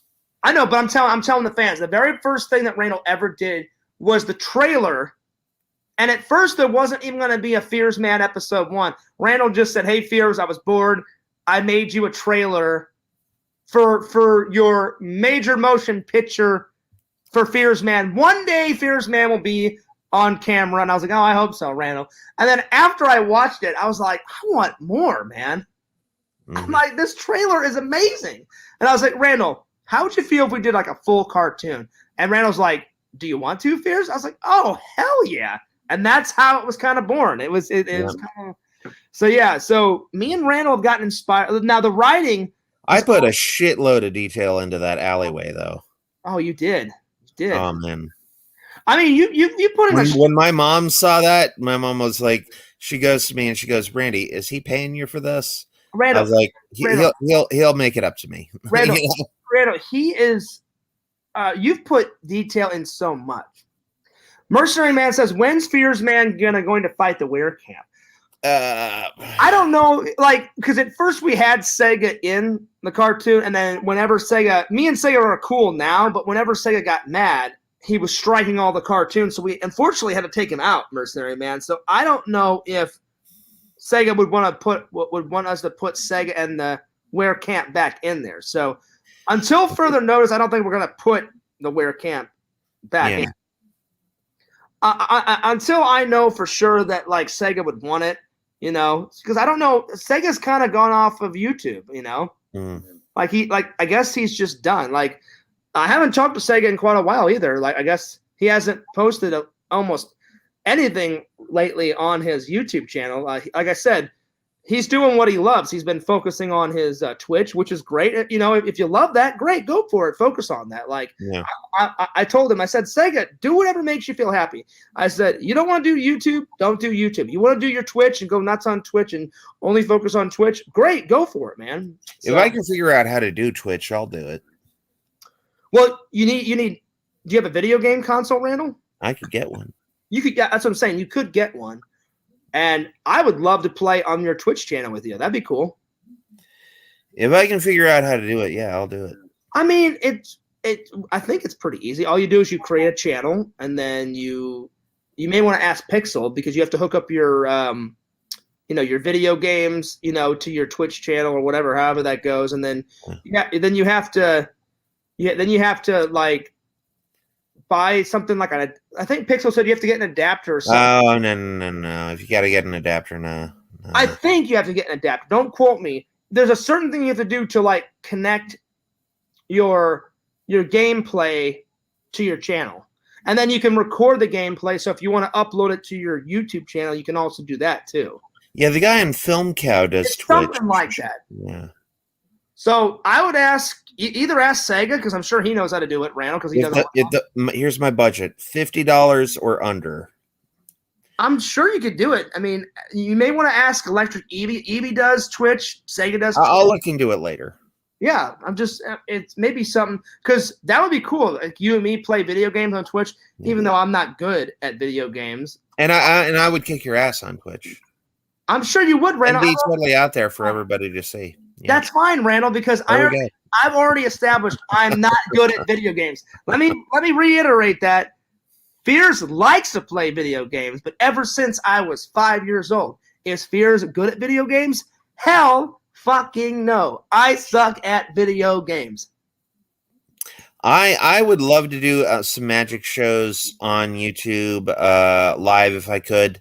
The thing about my magic, there it is. Mercenary Man says also Twitch isn't just for gaming. You can do gaming, but hey, that's an idea. Randy's magic show on the Twitch. What do you think? I would like to do magic on live on YouTube, but I don't really know how to do it myself yet. There's a few magicians that I like Sankey and Julius Dean and all those. If they could school me on how to do magic shows for people over the internet, I would love to figure out how to do that. If anybody can find out like some books or some DVD courses where you do magic over the internet, let me know, because I want to know that immediately. So if y'all have some DVDs or some videos, send them to me immediately. Well, I mean, doing a live magician show, Randall, on YouTube will be easy because all you have to do is just hit go live, and then you do it. Well, there's way more to it than that, Fierce, because typically, I mean, unless you wanted to like set up like your computer and have like a background and have like a little set that you do your magic on, then like again it would be elaborate. But really, well, no, the thing is, it has nothing to do with like setting up. I've done setups and done magic on the internet. The thing is that when you do magic, somebody has to be there to pick a card. I can't just show a card because everybody will think, oh, he just cut where he wanted to, and he's just showing us the card he wants to. And plus, when even if I look away, I can still kind of see the card on the screen right there. So I need to figure out how to do magic over the internet for an audience of no. I mean, you kind of done magic already, like in videos and stuff, right? But all I'm saying is you could do it live. Like all you'd have to do is just set up the camera, go live, and then just say, hey, I'm doing this live, and then either do like a man on the street type of thing, or do it like inside your house and maybe have a couple friends come over. Do it that way. I mean, yeah. But I'll let you figure it out because Mercenary Man says, Fears, just let Randy figure it out himself. I'm not trying to complicate anything. I'm trying to help Randy out. I'm not trying to complicate anything. Richie's here and he says, hey, Fears. Richie, what's up? Richie, I think Richie is right. You are high, Fears. Wow, that was clever, Randall. That was so clever. I'm just kidding. Richie, I'm not high. I'm fine. But no, hello, Richie. How are you? Richie, I've been liking your last few challenges. Randy, his latest challenge, soda in the shower. Yeah. And then Richie. What's the challenge for the shower? I don't know. He just does a lot of challenges in the shower, Randall. Not judging him. But he drinks that soda in the shower. I enjoyed that one, Richie. And then the other one was it lasagna? Eating lasagna in the shower, right? I was gonna eat 3 jalapenos, but I Googled it on the internet, and they said people have died from eating too many jalapenos. Oh, okay. So, like for my safety, I decided not to do that one. But I think I decided to do something different as a consequence. Oh, wow. So bagel bites in the shower. Yeah, Randall, I don't want my best friend dying on me, all right? Yeah, that would be bad. That would be really bad. Richie, there was another one. Hang on, let me look up Richie's channel before Today he ate a handful of bagel bites in the shower. I don't know how that one. Let me look up his channel to see what else he's been doing. I saw the soda. Okay. We didn't even get to the second topic yet. I know, we will. Right. Let's see what Richie's been up to. Yeah. Let's see. What he says High Visions. So it was bagel bites. I'm sorry. For a minute I thought it was lasagna. For a minute, it looked like lasagna. All right, so I did see eating bagel bites in the shower, 12 hours. Yeah, so I saw that one. I saw the Mountain Dew, drinking a can of Mountain Dew in the shower. I saw that one, and then I saw the one. Let's see, what was the other one? Eating chicken tenders in the shower. There we are. We got another Russian in the chat, and I want to say "Do svidaniya, tovarish." I don't know where all these Russians are coming from, Randall. I don't know what's going on. Crazy. Oh, Dankness is here. He says, "Hey, Fears, I gave you a like." Well, hey, Dankness, and he says, "Hey, Randy." So what up? What's up, Dankness? What up? What is going on? Shout out to Exhume Visions. Today he ate a handful of bagel bites in the shower. I don't know how he does it. I don't know how he does it either, Visions. That's a good question. All right, Randall. So what's the next one that you want to talk about? Confidence. Okay, boosting confidence, Randall. So I want you to list 10 suggestions on how you boost your confidence. I've already got my 10 ready to go. Do you want me to go first? I don't have 10, but I'll go over the ones that I do have. All right, can I go first? Yeah, go ahead. Okay, so guys, at one point or another, your confidence is going to be way, way, way high. And then other times it's going to be way low. So I looked up on the internet and I said, what are like a couple of ways to boost your confidence? And I found this list and it says the 10 best ways to boost your confidence. Number 1, list your strengths. Number 2, accept your limitations. Number 3, don't should yourself. It's do yourself. Like be more of a doer than hey, I should do this. Number 4, gain some perspective. Number 5, try something new. Number 6, celebrate your wins and forget about your fails. Number 7, practice positive self-talk to yourself and to others. Number 8, accept compliments. Number 9, show others how to treat you. And number 10, be kind to you and other people. So Randall, before you do yours, what would you say to my 10? Do you agree with all that? And then go into your list. Go ahead. Yeah, I think it's great. I agree with all of them. Okay. And one acronym that I like to go by is SONTAP. It's SONTTAP, and it's say nice things to all people. So go with that, and you can never go wrong. All right. I'm sorry, Rand. I'm a little tired. So what are your lists? What are your lists? Well, one person on Facebook asked me. They asked Facebook, which would you rather do? Speak in front of a live audience or speak in front of a digital audience? And I was like 100% speak in front of a real audience, because I have 2 empowering beliefs as far as this go. First empowering belief, the more people there are to entertain. Second empowering belief, the less people there are to embarrass myself in front of. Randy, I am listening. I'm just going to get a refill on my drink. I'm still listening. Go ahead. Keep going. Elaborate on what you said. And Mercenary Man said, what do all these things mean to you, Fears? I will answer that in a minute. But Randall, what do all the stuff that I listed mean to you? Go ahead. Elaborate on that while I get a drink. Well, I don't remember all 10 things you said, so I really can't list them all off the top of my head. Accept compliments. That's a good one. That's the only one I can think of off the top of my head.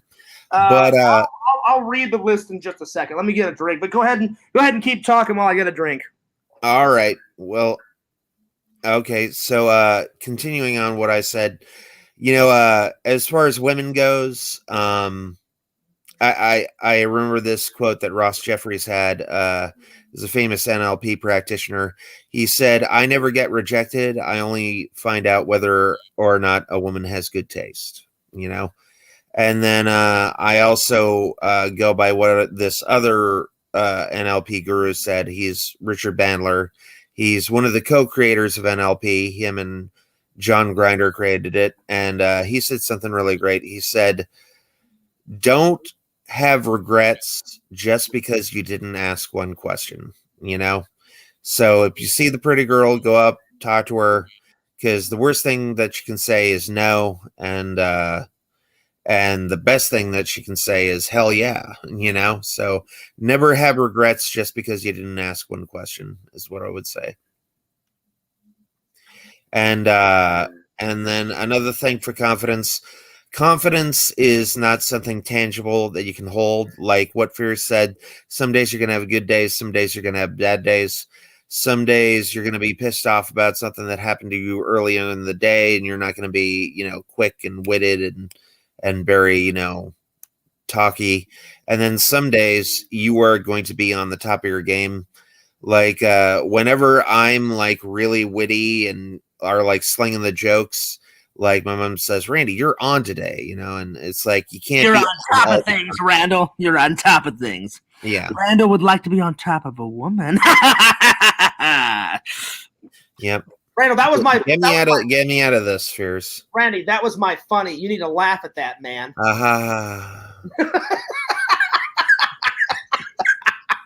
Get in here. Get in here. That was great. Screen. Come on. Well, I just got back. I had to set my drink down. All right. I do agree with what Randel said. The worst thing that a girl can say is no. So they're either going to say yes, they're either going to say no. So when I was like younger, Randel, I'd be like, I'm not going to go up and talk to that girl. But then my dad gave me the best piece of advice. He goes, why? He goes, why wouldn't you go up and talk to that girl, John? I was like, I don't know if I can pull that off, Dad. He goes, who cares? He's like, John, the worst thing that she can say is no. This is an exact quote from what my dad said. So, and if they say no, you're like, all right, no worries, no harm, no foul. Hey, at least I tried. And then I always say, all right, cool, have a very nice day. Then you just move on, Yeah. Like, Randall, since I started signing up for this new dating site, I've only had like 2 girls like interested. Really interested, and I've been kind of talking with them here and there. The other girls, I had to let down gently. The other girls just were not my type, and I just said, look, I don't want to waste your time. I don't want to waste my time. You're just not my type. I'm not really seeing a connection. And I wrote them back very nicely and said, that's just, no. And they're like, all right, yeah, fair enough. And I was like, cool, So, all right. So, Randy, let me pull up that list so I can, because I'd really not rather. I was not prepared for that list, so I don't really have anything to say for it. Why don't you go and tell everybody what it means to you, and then we'll move on to our third topic. That's what I'm gonna say. I'm gonna start, and while I'm saying what all that stuff means to me to answer Mercenary Rand's question, I would love for you to answer those too. Yeah. Well, again, I wasn't prepared for those, so I mean, like maybe next stream I'll tell you what all those mean to me when I have a well prepared answer. Randall, can't you think what those mean to you, like while I'm answering them? I'd really rather not. No. Okay. I'll just do them. All right, hang on. Let me pull it up. I like to have prepared answers. That's why I came up with a list for, so. Well, I mean, you're an intelligent guy, Randall. I'm sure you could think of something, but if you don't want to, I'm not gonna force you. Okay. Hang on. Where were they? All right, here they are. Okay, so. Here we go. Hang on. Here, you know what? You do one, and then I'll comment on the same one, and we'll go back and forth. Okay. So the first one, Randall, is so Mercenary Man. The name of this list is 10 ways to boost your confidence. Number 1, list your strengths. All right. Well, I would list my strengths, as many as I can. Number 1, I definitely don't give up on anything, Randall. Mm-hmm. I'm very persistent. I'm very blunt but honest. I'm real. If you're nice to me, I'll be nice to you. If you're a complete dick to me, I'll be your worst fucking goddamn nightmare. Most people are like that. I love a challenge. I treat people the way they want to be treated. I'm a hard worker at work. Let's see what else. I believe my faith. My faith is one of my big strengths too. My family is one of my big strengths, and my friends. I love them very much. Love is one of my best strengths. I love my friends. I love my family. Anyone that gets into the Fears' heart and gets into this mushy part right here, I take very good care of them. That's all I can think of right now, but I just listed off 7 or 8, Randall. I'm sure there's more than that, but yeah. I love Richie's. Richie says, my strength is showering challenges. Oh, they are, Richie. They are. You got that nailed for sure, buddy. Dana says, Fears, what's for supper? I don't know. Dagnus, you're all about the food. He always asks me that question, Randall. Nothing against your question, Dagnus, but he's all about the food. I don't know. Maybe I'll have a soup and a salad tonight. Last night was pizza, and I crunched it up, so I think tonight I'll definitely keep the old stomach on a neutral level. I don't know.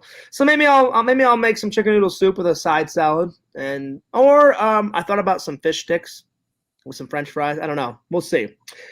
Randall, did I tell you I've been losing some weight, buddy? Oh no. Oh yeah, you did. I checked the scale today. I didn't have a chance to work out today. You're at 121. It's very good, bro. Yeah, right. I wish it's that way. I wish I was at 121. Yeah. No, I didn't have a chance. I was so busy with errands today because I want to get all these errands and all the shit that I've been putting off before I go back to work. Yep. I still have plenty of days before. I mean, my appointment to get my license renewed, unfortunately, isn't until the 9th or the 10th. I always keep forgetting to tell you guys. I've got it written down on my calendar. I always forget, but tons of days left until to keep myself occupied until I go back to work, until I get this thing situated. I didn't get a chance, Randall, to work out today, but I've been getting shitloads of errands and things that I've been putting off. Like I've been putting off cleaning out my closet, Randall, for 2 years. I finally started. I've got half of it done. Hopefully by the end of the weekend, or hopefully by the time the weekend comes around, hopefully it's done. So all the stuff that doesn't fit me anymore, I've been taking it little by little to like the Goodwill, shit like that. So those are like 7 or 8 strengths, and I think all of those are good strengths. So what would you say to that one? Meekness, creativity, inventiveness. What was the first one? Meekness. I forgot. What does meekness mean? I forgot. Gentle and humble. Oh yeah, for sure. Although typically, if you say you're humble, that typically means you're not. But yeah, it does, Randall. You're humble. Don't even go there. You are. Well, I went to my writer's trip today, and then on the way back, I stopped at Burger King, got me a little BK Lounge. Ooh, and the BK Lounge was kind of in the ghetto, and I went up to the server, and she was actually surprised at how polite I was. She looked like she had never seen a polite person. Well, you know why, Randall? Is because when you work in fast food, you deal with the biggest dipshits ever. Like pickles, please, and then they say it 8 million times, and then if you don't answer them right away. I was on fucking drive-through almost every day when I worked at McDonald's. Pickles, extra pickles. I'm like, sir, I can fucking hear you. You don't have to scream into the goddamn mic. Yeah. Fries. Did you get the fries? Yeah, I got your fucking fries. Like you need the extra 3 other fries because you're fucking 300 pounds. Jesus. Yeah. Pull forward. Like, do you really need those extra 3 things of fries? No. Now, of course, I'm a nice guy. I didn't say that to him, Randall, but that's what I was thinking in my mind. I'm like, this fucking guy doesn't need these 4 extra fucking fry things. Yeah. So I'd be like, hey, sir, I have ears. I'm a pretty intelligent guy. I can hear you saying extra pickles. I got it. I promise I'll put extra pickles on your order. And he's like, and I remember the guy looked at me one time, Randall, and I swear he did this. I said what I just said. I said, I have ears. You don't have to scream into it. I heard you the 2 extra times. I promise. I said, I just went and checked. They put extra pickles on your burger, right? So I just said all that, and then 1 Mississippi goes by, 2 Mississippi, 3 Mississippis. By the time we got to a 4th Mississippi, so you put pickles on my burger, right? And I'm like, yes, I did. Which I was like, I don't know what else to tell this fucking guy. I'm like, you will get those pickles right on. You will get it. I promise you. Anyway. Well, pickles are essential for a good burger. I mean, yeah, they are great. I love pickles, but the guy doesn't have to say it 5 fucking times, I can't believe in England they charge you for condiments. Oh, they charge you for straws too? Yeah. All that shit, Randall. When I went there, not last time, because I told all my American family, like when we went for my cousin Samantha's wedding, I was like, do not go to McDonald's. I'm like, go to a British pub and you'll pay for 1 meal. And they're like, well, Fear's like, McDonald's like right across the road from the pub. Like, why don't? I'm like, they will charge you an arm and a leg for everything. And they didn't know what I meant. And I said, I'm telling you, do not go over there. And they're like, Fear's, give us an example. I said, when me and my mom, my dad, and my brother went like ages ago, you order your food. I went up to the condiment style, Randall. I swear to God, I just grabbed like a shitload of ketchup and a shitload of mustard like I always do, like in America. And she goes, excuse me. And she called me Love, Randall, because I guess a lot of women in England said, she's like, excuse me, love. She's like, how many are you taking? And I was like, I didn't really count it out. And I was 500. like, I didn't really count. I said, I didn't really count it out. I think like when this happened, I was like 11 or 12. And I said, I didn't really count it out. I said, I just needed some ketchup and mustard for my burger. And she's like, oh, well, you have to pay for all those, love. And I was like, what? She goes, oh, yeah. And she grabbed them out of my hand. And she went, well, for the ketchup, that'll be 28 pence. And then for the mustard, 29 pence. And then I see you're getting a drink. And I'm like, well, yeah. She's like, well, the straw is £1.50, and then the lid is £2.50. And I'm like, you're out of your fucking mind, bitch. I'm not paying for all this. I didn't really say that, but that's what I said in my 12-year-old brain. And I was like, what I really said was, really? Are you serious? I said, well, in America, I guess she got a little annoyed when I said this, Randall. I said, well, in America, you don't have to pay for all that. I said, you pay for your cup, and then you pay for your meal. And I said, usually sometimes the cup comes with a meal. And she went, love, this is not America. This is Britain. And I was like, yeah, I understand that, ma'am. But I'm like, my mom's from England. And I said, I've been to England many times. And I said, I've never had to pay for the lid. And my mom came up, and my grandma, when my grandma was still alive. And I looked at my grandma and I said, is she being for real, Grandma? And she goes, oh, yeah. She goes, John, she goes, they charge for everything. And I was like, that sucks.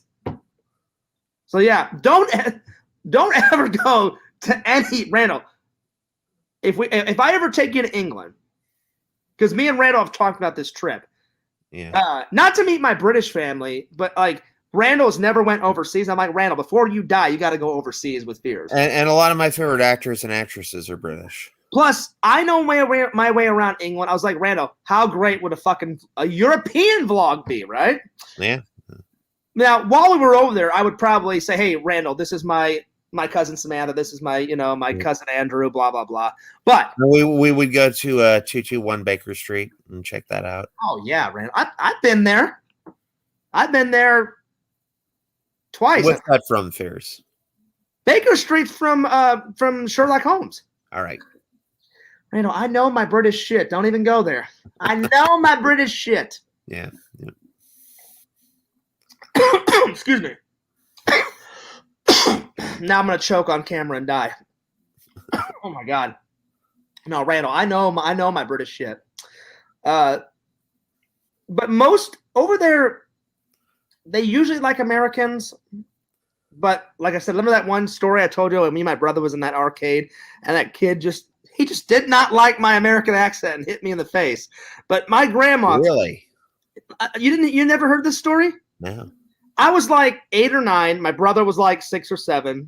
And we were on the beach. And I'm going to get back to all the other stuff, Mercenary Man, but Randall's got to hear this. I was seconds from killing this kid, Randall. But he just like got away, but it didn't matter that I didn't beat the crap out of him because my grandma raised holy hell. My grandma had an umbrella and beat the living shit out of this kid with the umbrella. And he was scared to death. So I'm like 8 or 9, and my brother's like 6 or 7. We're on the beach, and around British beaches, right off the beach, they have tons of like video game arcades and like things you can do. Why are you laughing, Randall? It's a funny story. Okay. What? That I got hit in the face? No. You're like, you're laughing. You're laughing that my grandma beat the living crap out of this kid. My grandma. Oh, she was pissed. She was pissed. So we're playing, and I begged my mom. I said, Mom. I said, well, you and Grandma are getting lunch. I said, can me and my brother like just have a couple of coins and just because we were so bored and we had fun at the beach. But my mom was like, hey, who's hungry? And I was like, I'm starving. And it was my dad actually had to work. So my dad couldn't come on this trip. So it was just. To be honest, I was thinking of an Oliver Twist quote. Well, I know you wouldn't. I think you were laughing at the part that my grandma kicked the shit out of this kid. No, right? I was laughing at it. I could see Fierce getting punched in the face and Fierce trying to be all badass and mouthing off to the British kid and be like, please, sir, I want some more. Let's go at it. No. It wasn't even like that. It wasn't even like that. Yeah. I was pissed, and I got up and chased after the kid, but he was so quick, I couldn't even get a hit in. So it'll make sense. I'll tell you, Randall. So we were so bored, me and my brother, and we had fun on the beach. Uh-huh. Everything was going great. And we were having a great day. My dad couldn't come with us because my dad had to work. So who came on the trip was my British grandma, because at the time my British grandma was living in America with us, but she eventually moved back to England. So it was my British grandma, my mom, my brother, and me. And then we just hung out with all of our British family. We were having a great time. And my British cousins were with us. And but what happened is we were all bored, and either me or my brother mentioned, "Hey, Mom," like, because she said, "Hey, who's hungry?" And everyone, like me, my cousin Andrew, my cousin Samantha, my brother, we all raised our hands. We were starving, and she's like, "Well, just wait here. We're gonna go get some lunch." And the lunch place was right next to the arcade. I said, "Hey, Mom," I said, "Hey, Mom, can we just have some coins just play in the arcade, like while you and Grandma are getting lunch?" And she's like, "Yeah, that'll be fine." She's like, just don't wander off, John. And she was like, "Take care of your brother." And I said, "Oh," I said, "For sure." I said, "Everything will be fine, Mom." I said, "Andrew and Samantha's with us." So I'm playing a game. My brother's staying right now. Andrew and Samantha said, "Hey, we got to use the restroom." They went in, and they didn't see it happen, Randall. All of a sudden, these group of kids came up, and I guess they heard me say something to my brother. And this guy's like, "Hey, where are you from?" And I'm like, "America." And he goes, "What about your brother?" And I'm like, "Yeah, he's my brother." Like, he's from England. And then they're like, who are those blokes? I guess he was referring to my cousins. And I went, "They're my cousins." "Well, where did they go?" And I'm like, "They went to the restroom." And so I just turned around, and he's like, "Well, I think he said, I can't remember exactly, but he said something like, 'Well, your cousins seem cool, but I don't like you.'" And I went, "Okay, I'm sorry, I don't know what to tell you." And I guess he didn't like that, Randall, because I turned around and he grabbed me by the shoulder and whipped me around. And as he whipped me around, he went gung and like hit me like right here, like in the neck. I was like, "What the hell?" And I flew down. My brother like looked down, and as I was giving up, he told all of his little buddies, like, "All right, let's get out of here." They took off, and I went, and I was pissed.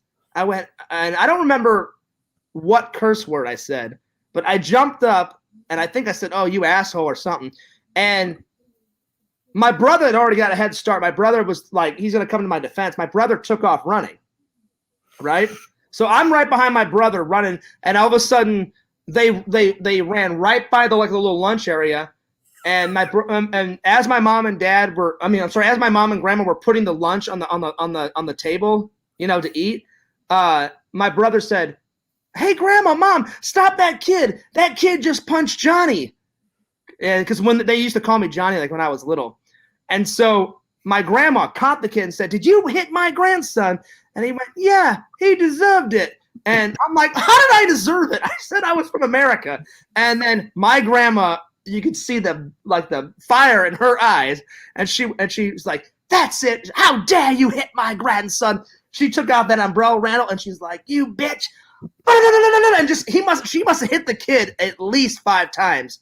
Like, you should have done it as a topper and been like, "Hey, guess what? I'm really for Australia.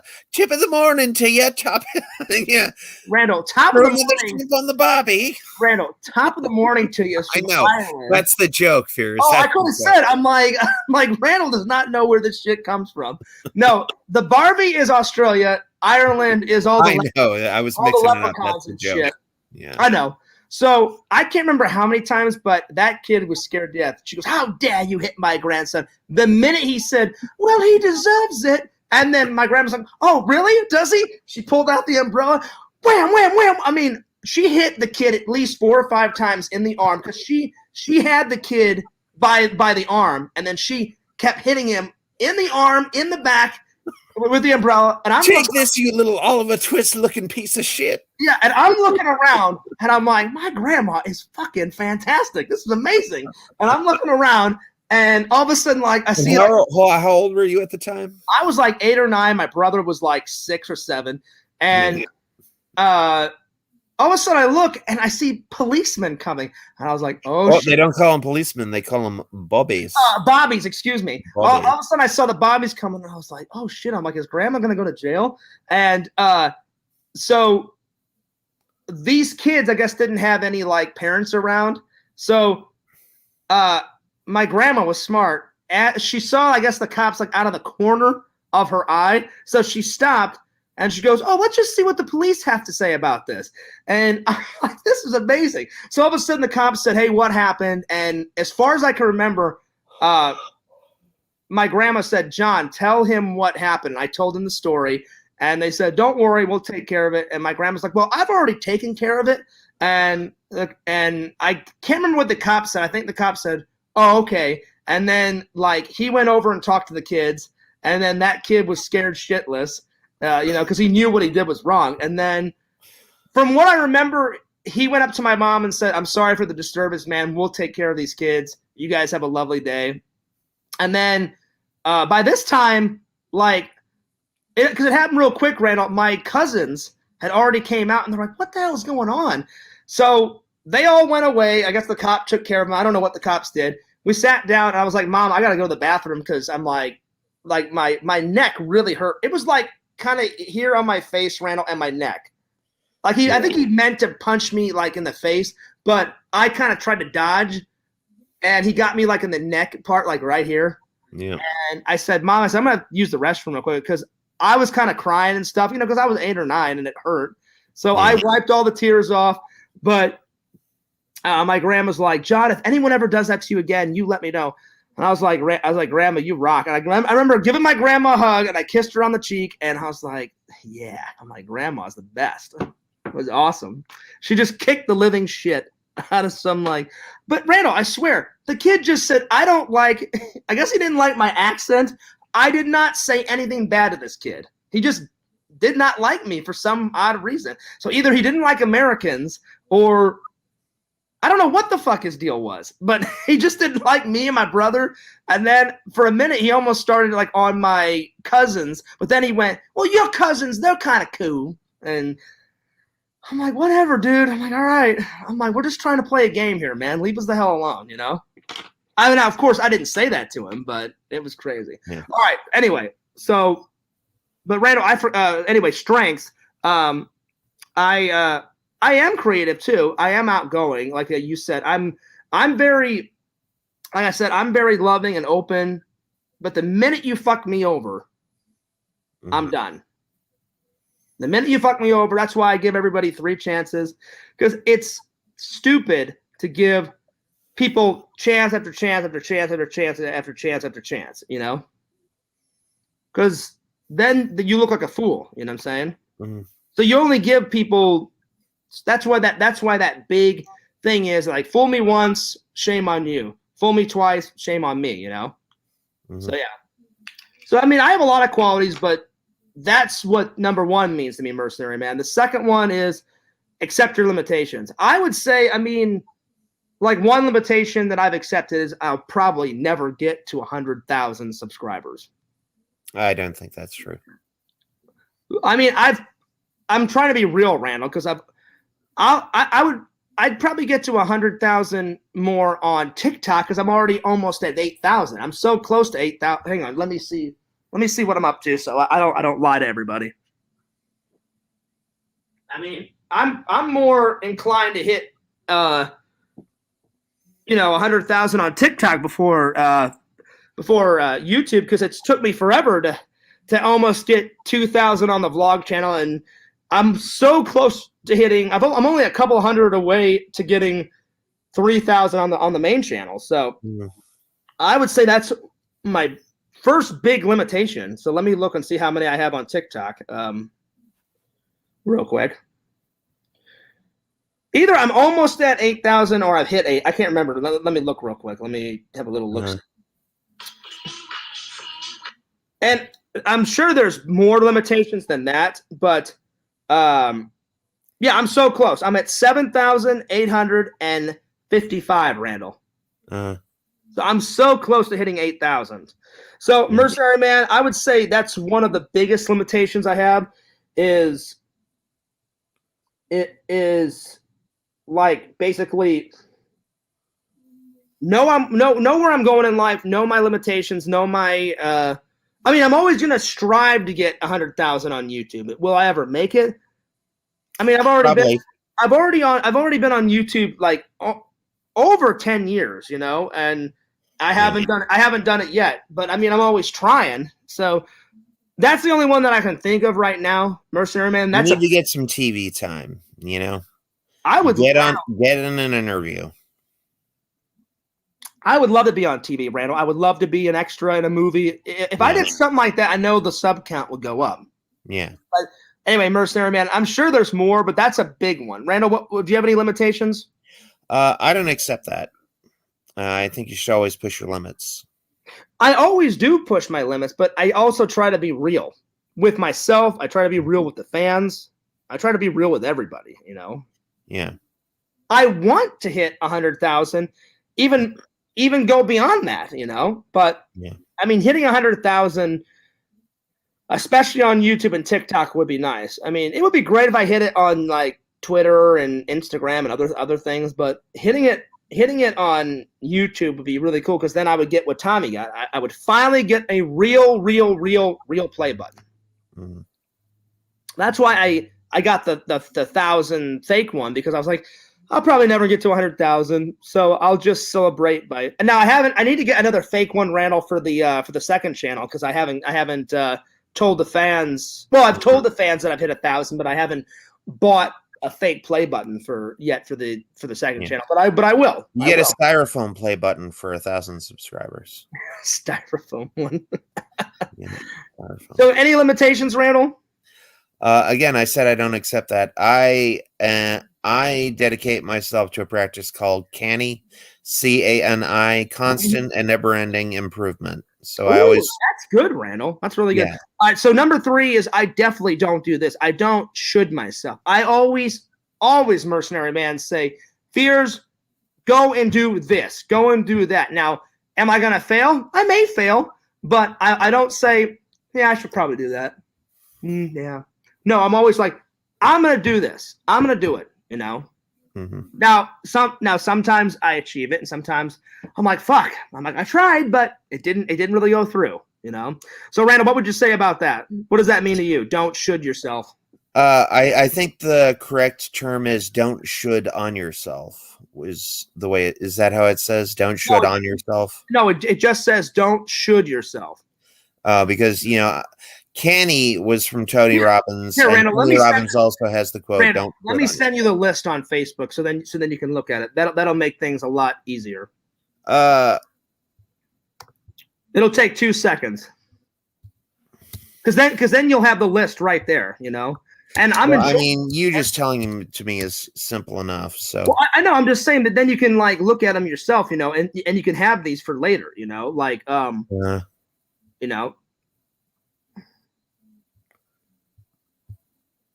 There you are. Okay. Do you see them? Yeah. Okay. So next one is gain some perspective. And that I have tons of perspective. Me too. Do you want to go first on this one, Randall, or should I? No, go ahead. I've gained, Mercenary Man and everybody in the chat, I've gained tons of perspective. One of the biggest perspectives when I was younger, Randall, and I told you guys I was so lazy and I kept putting things off. I'm like, oh, I'm only 17. I'm like, when I need to get a job, I'll fucking get a job. And my dad's like, you need to get a job now, John. He goes, and you need to start thinking about your future. Like, what are you going to study in college? So all the free rides stopped when I hit like 18 or 19 because that's when I first got a job. And then I got some real perspective real quick.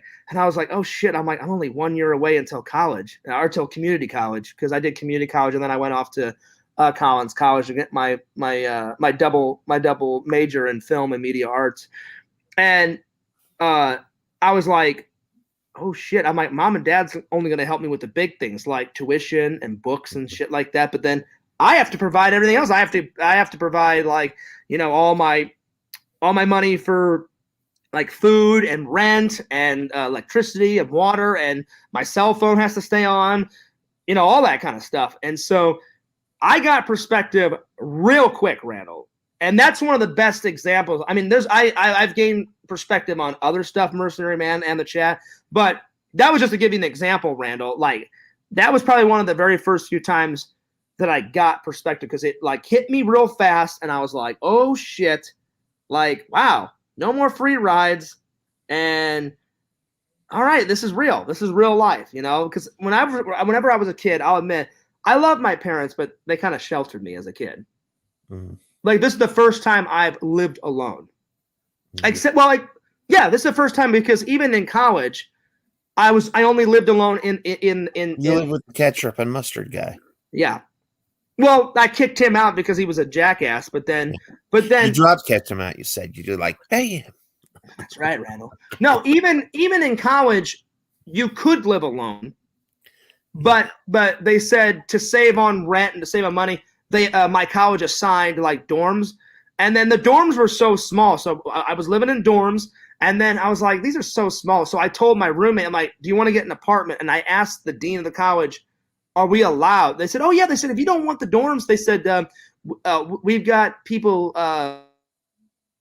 off campus, and we can put you there. And I said, great. So I told my dad, I said, hey, Dad, I said, I think an apartment would be better. I'd have my own room, or I'd share a room with somebody. And for a while, I shared a room with someone. Then we kicked the ketchup guy out, and it was only me and my roommate, Aaron. So Aaron had his own room. I had my own room. It was great. And then to save on rent, we moved from the school apartment, and me and Aaron found a cheaper apartment, and it was a 1-bedroom. So I gave Aaron the bedroom, and I lived out in the living room on the couch to save money. But even that apartment was really nice, because I said, Aaron's like, well, Fears, the living room can be like your room, and you can do whatever you want out there, and then I'll do whatever I want in my room. I was like, yeah, that's cool. And we did rock, paper, scissors, because I kind of wanted the room, but I lost.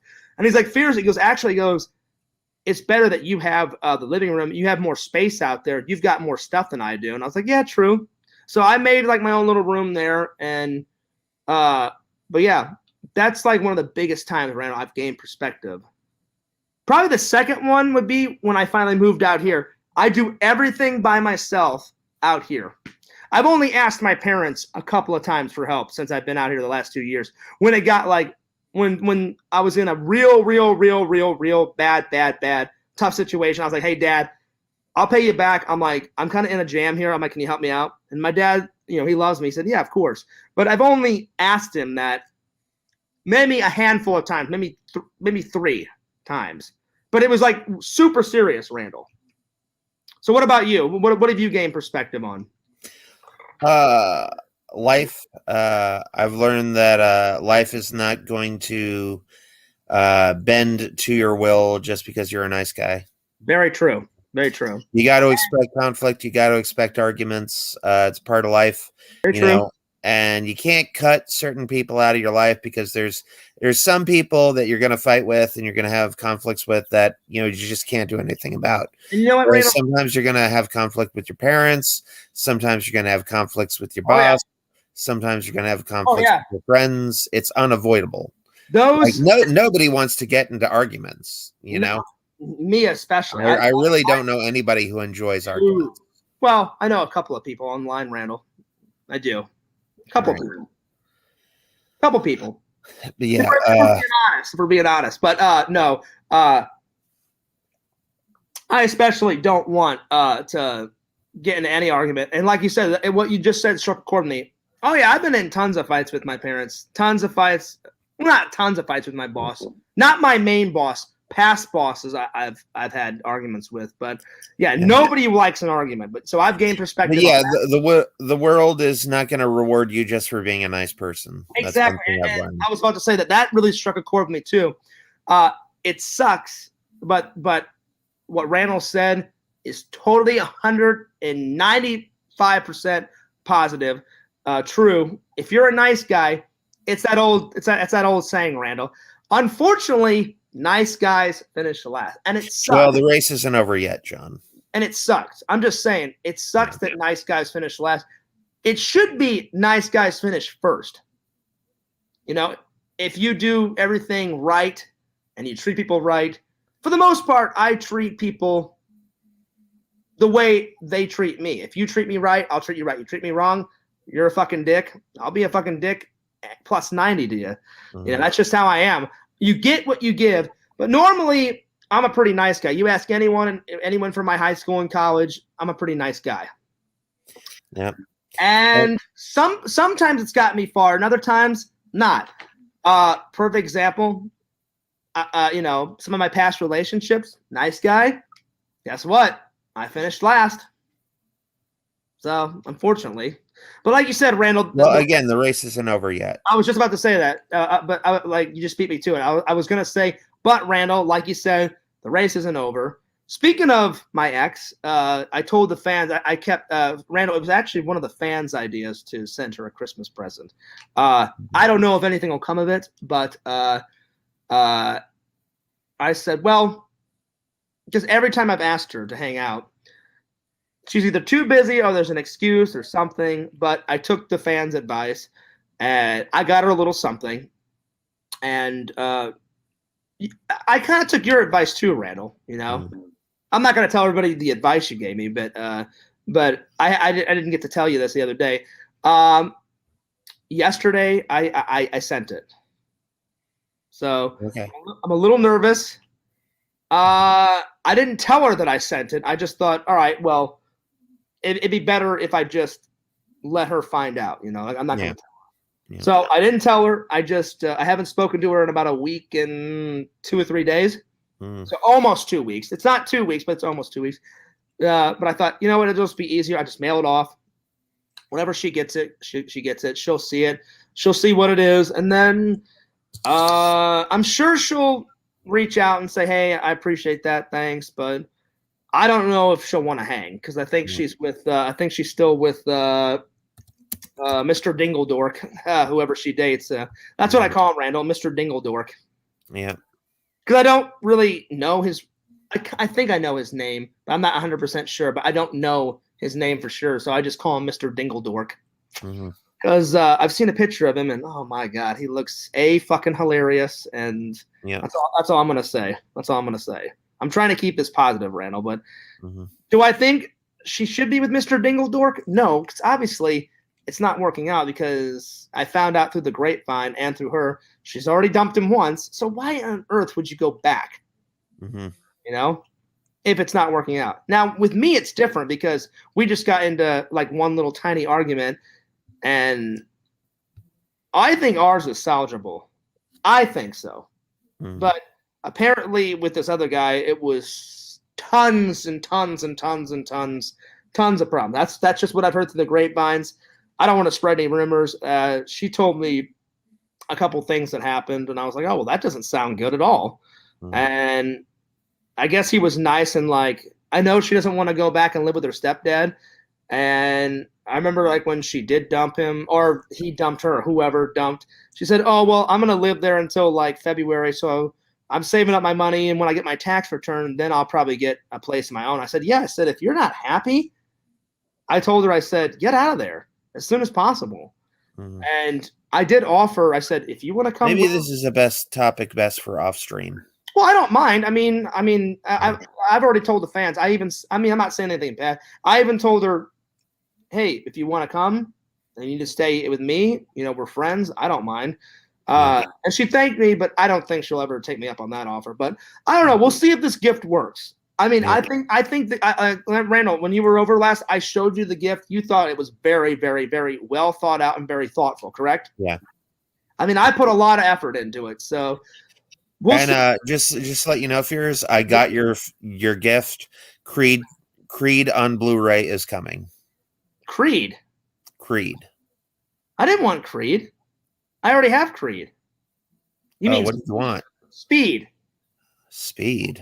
Yeah, with Keanu Reeves. Shit. Are you being for real, Randall? No.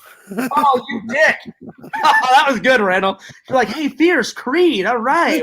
Sequel to, I got you Creed and Mr. Wizard. Now, Mr. Wizard, I would love because I love that old ass movie. Did you get both of them? Mr. Wizard? Yeah. No, I'm just kidding. I just got Speed. That's cool. Thanks, buddy. I appreciate that. Yeah. Thanks so much. Randall, I'm glad you like the card. Oh, Randall, I've actually, whenever you come, I bought some DVDs while I've been, home enjoying my time off. Yeah. So I've actually added some more DVDs to the collection. So Randall's Christmas presents Well, not Christmas presents because Randall. It's a present because I'm such a good friend.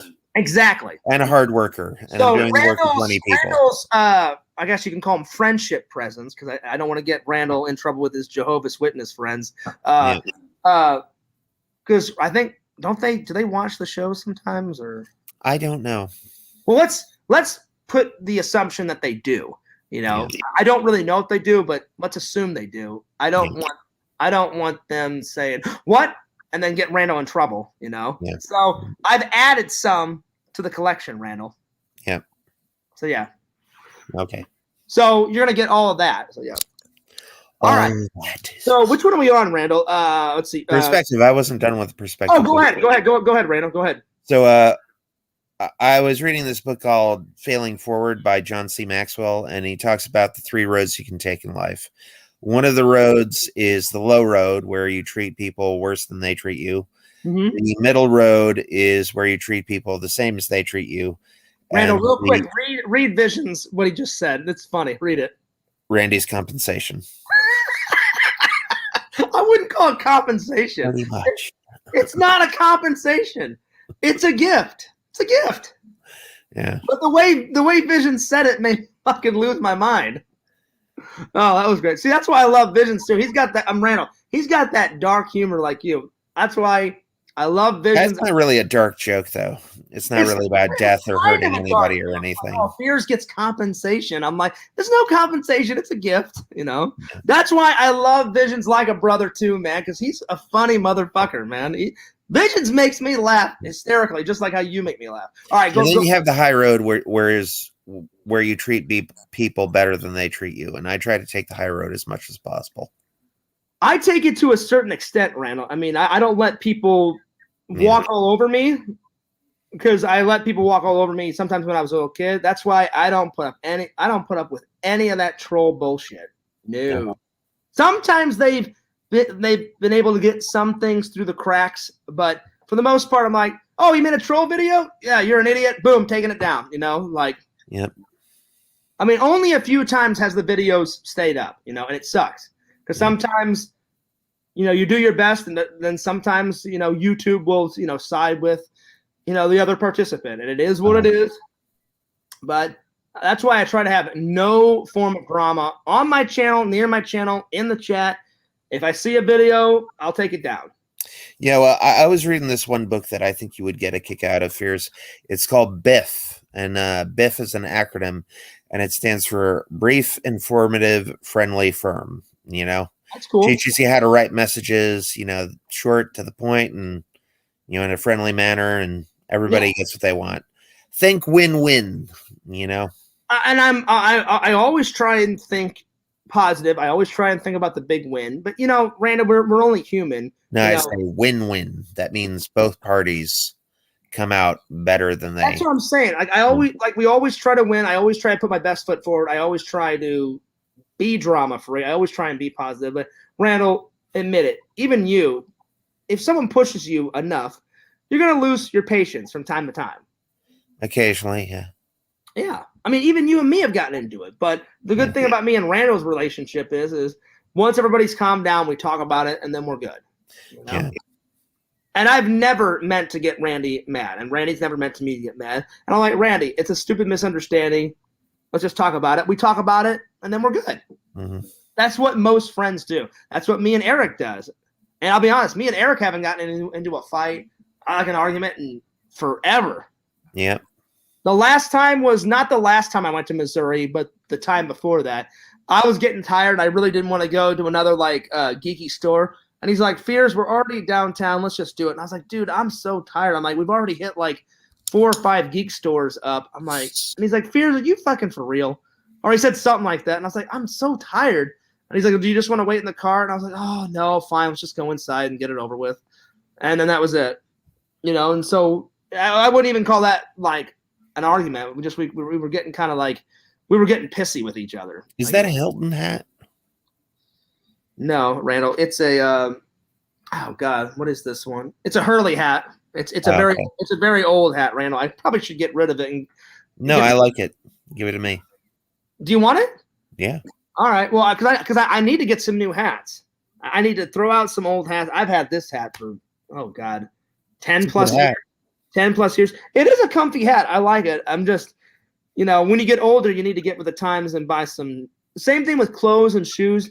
You need to get some new. You can still be cool and fly, but you need to get some older. That's why I'm cleaning out my closet little by little. Well, Fears. Whenever I wear anything, it is cool and fly. It's just my aura exudes coolness and flyness, that's what I'm saying, Randall, and then it just comes out. Randall, I try and stick with the times because you don't want to be wearing a shirt that you bought when you're 23 when you're 42. Because styles change over the years. That's what I'm trying to say. Yeah. Mercenary Man says, ask Tommy for hat recommendations. Well, Tommy, I'll be honest, Tommy's only got one hat. I wear different hats. Tommy's, just got that classic fedora, but he's got different colors of fedora. So, yeah. All right, Randall. So, number 5, try something new. Well, that's a given. Mercenary Man, I try new things every single week. Like the newest thing I tried was the for the Christmas vlog. I wanted to end it in a major way, so I went to the Mickey Christmas miniature golf thing, and that was fucking amazing. So, Randall, what's something that you've tried recently? Today I tried the snake bites. And I forgot, what was that? It's like jalapeno poppers. They are jalapenos wrapped in mozzarella cheese and breaded. They were delicious, and I'm very glad that I tried them. And how many did you try? There were about 12. I didn't eat them all in one go. I had 4 at the restaurant, and then I had the rest later on while I was watching Dr. Phil. Okay. Wait, so how many again? I'm sorry. I think there were 12, and I had 4 at the restaurant. So I guess I had 8 later on. Okay. And what did you think? You said you loved them, right? They were delicious. Yeah, I'm really glad I tried them. I guess with food, with me, it depends on. I don't mind trying new food, but I always I have a different factor. I have to make sure it doesn't hurt my stomach. You have to try pure unadulterated milk with raw jalapenos. I think that'd be that'd be good. Jalapenos will activate my stomach. Milk. Is this acting it up thinking about it? Yeah, it is. All this drink. I'm sorry. Oh man! Not only would the Crohn's power activate. Oh god, the Crohn's power would fucking activate beyond belief. Not only would I be shitting my ass off, I'd be farting my ass off, probably puking my ass off. Oh man, it would be bad.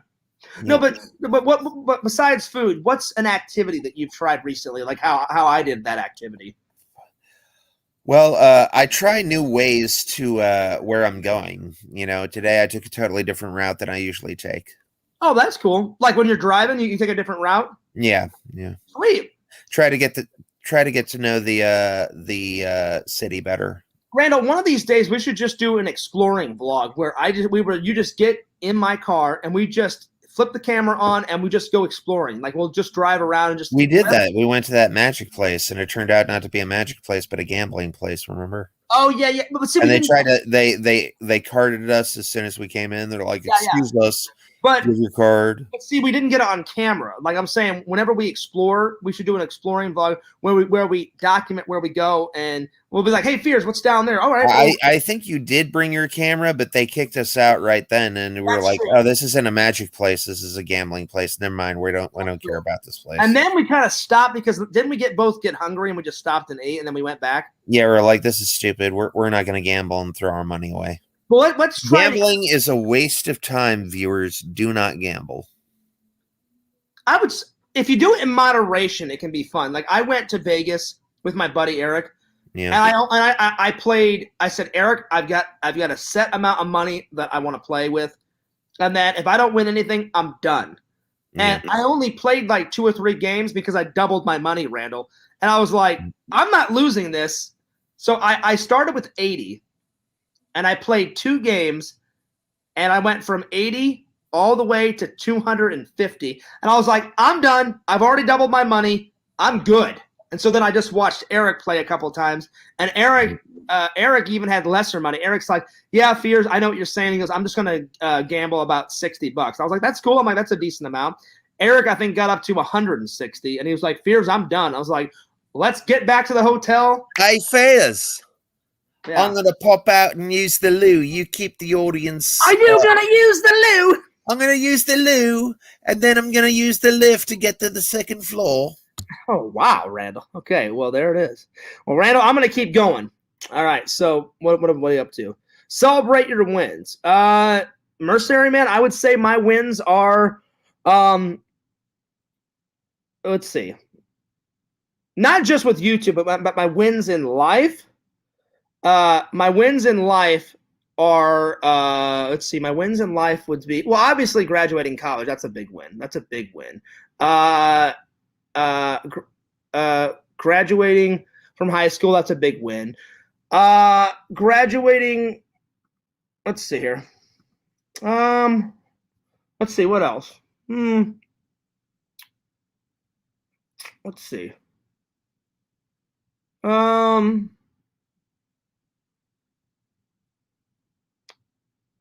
It's kind of a win. Boy Scouts. When I was in Boy Scouts, I almost got an Eagle Scout. I got all the way except for one. But it was still an honor to get all the way up there. Probably a whole bunch of medals that I won in like high school. I won a couple of medals for track and field. Won a bunch of medals on the wrestling team. So, I mean, those are what comes to mind. I mean, I've got other wins, but yeah. Randy, what are let's see, what is it? Celebrate your wins. What are your wins? Probably your books, right? Yeah. Well, I mean, that's one of them, but what other wins? It's 4 of them. Well, I'm saying that's 4 wins, but what other wins would you have? Because right when I asked you, I was like, well, obviously 4 of Randall's wins are his books. Making that money on Fiverr. Yeah. That's good. So what else? I don't know. I think that's enough. Okay. Alrighty. Let's see. Number 7. Randall, you answer this first because I have to use the restroom. Practice positive self-talk. What does that mean to you? Self-talk is... And I'll be right back. Because I'm going to use the restroom. So let me just put it on you, buddy. Go for it. All right. Now, positive self-talk, that is very important. You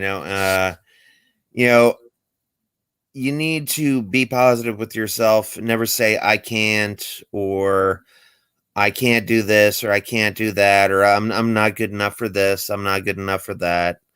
Because, like one of the things that Fierce just said to himself is like, I could never get a girl like that. I don't say that, I'm always like, I will try with this girl, and I don't care if I go down in flames. I just want to be able to say that I went up to the girl and talked to her and said something to her. Even if she shoots me down, I consider that a win, because doing is better than, saying you're going to do something and not doing it, And a lot of people, have bad self-talk. They're like, oh, I could never do this. I could never do that. I'm not even going to try. You need to be positive yourself, because if you're not for yourself, who's going to be for you? So there you go. And one of the greatest books on self-talk is by a guy called Shad Helmstetter. He wrote this book, What to Say When You Talk to Yourself. And, a great example of self-talk is Kanye West, because Kanye West tells himself all the time that Kanye West is a genius, And I don't know if he's a genius, but I think his belief in himself has propelled him and enabled him to take opportunities that, Kanye would not have usually taken if he did not fancy himself a genius, So yeah, good book, What to Say When You Talk to Yourself by Shad Helmstetter. That is a very good book. And my mom said that was one of the books that pulled her out of the funk that she was in. You know, she was overweight for quite a while, and then she read that book and she snapped out of it. She started losing weight, and she's skinny as all get out now. So there you go. Randall, keep going. I have to look at something real quick off camera. So just keep going, and I'll be with you guys in just a second. All right. Yeah. Fears is checking out the new Spider-Man video. Yep, Spider-Man No Way Home. Fears has got it on if I'm being gotten honest, on the internet. He's checking it out. and if I'm being honest, I'm kind of looking up some Dillian Harper porn, So, Oh, so just give me, a few the seconds. truth comes out. No, I'm just joking. I'm not doing that, Randall. I'm actually looking at an email right now, so just give me 1 second. Just looking at an email. Just totally joking around, Randall. Totally joking around. Nothing to see here, people. Move along. Move Randall, along. that's out of a movie. What is that from? I forgot.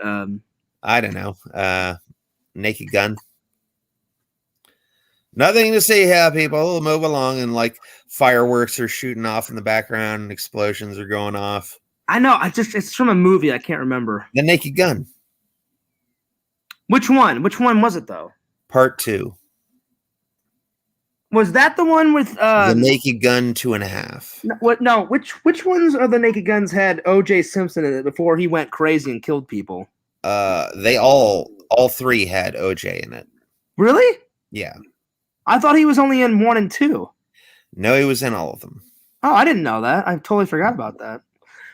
All the Naked Guns were before OJ did. Yeah. Before he was accused of all that stuff. Randall, come on, he did it. I mean, there's so much. he convinced the jury he did not, so technically he did not do it. But what I think is very ironic is there's so much evidence against that guy. I don't know. The way he got away with it is he had money and he had good lawyers, and they twisted the facts, and there it is. Yeah, but what I think is he wrote a book, and the book is called If I Did It. But if you look at the title of the book, like I Did It is in big, huge, gigantic letters. Yeah. So why would is in a tiny little letters? So if you're looking at the book from far away, it just says I did it. Exactly. Why would you even say that? Why would you even joke about that? Yeah. Why would you even joke about it? Why would you even write a book about it? If you were trying to tell people, hey, I didn't really do it. No one's going to believe you if you write a book and you do the title like how Randall just said.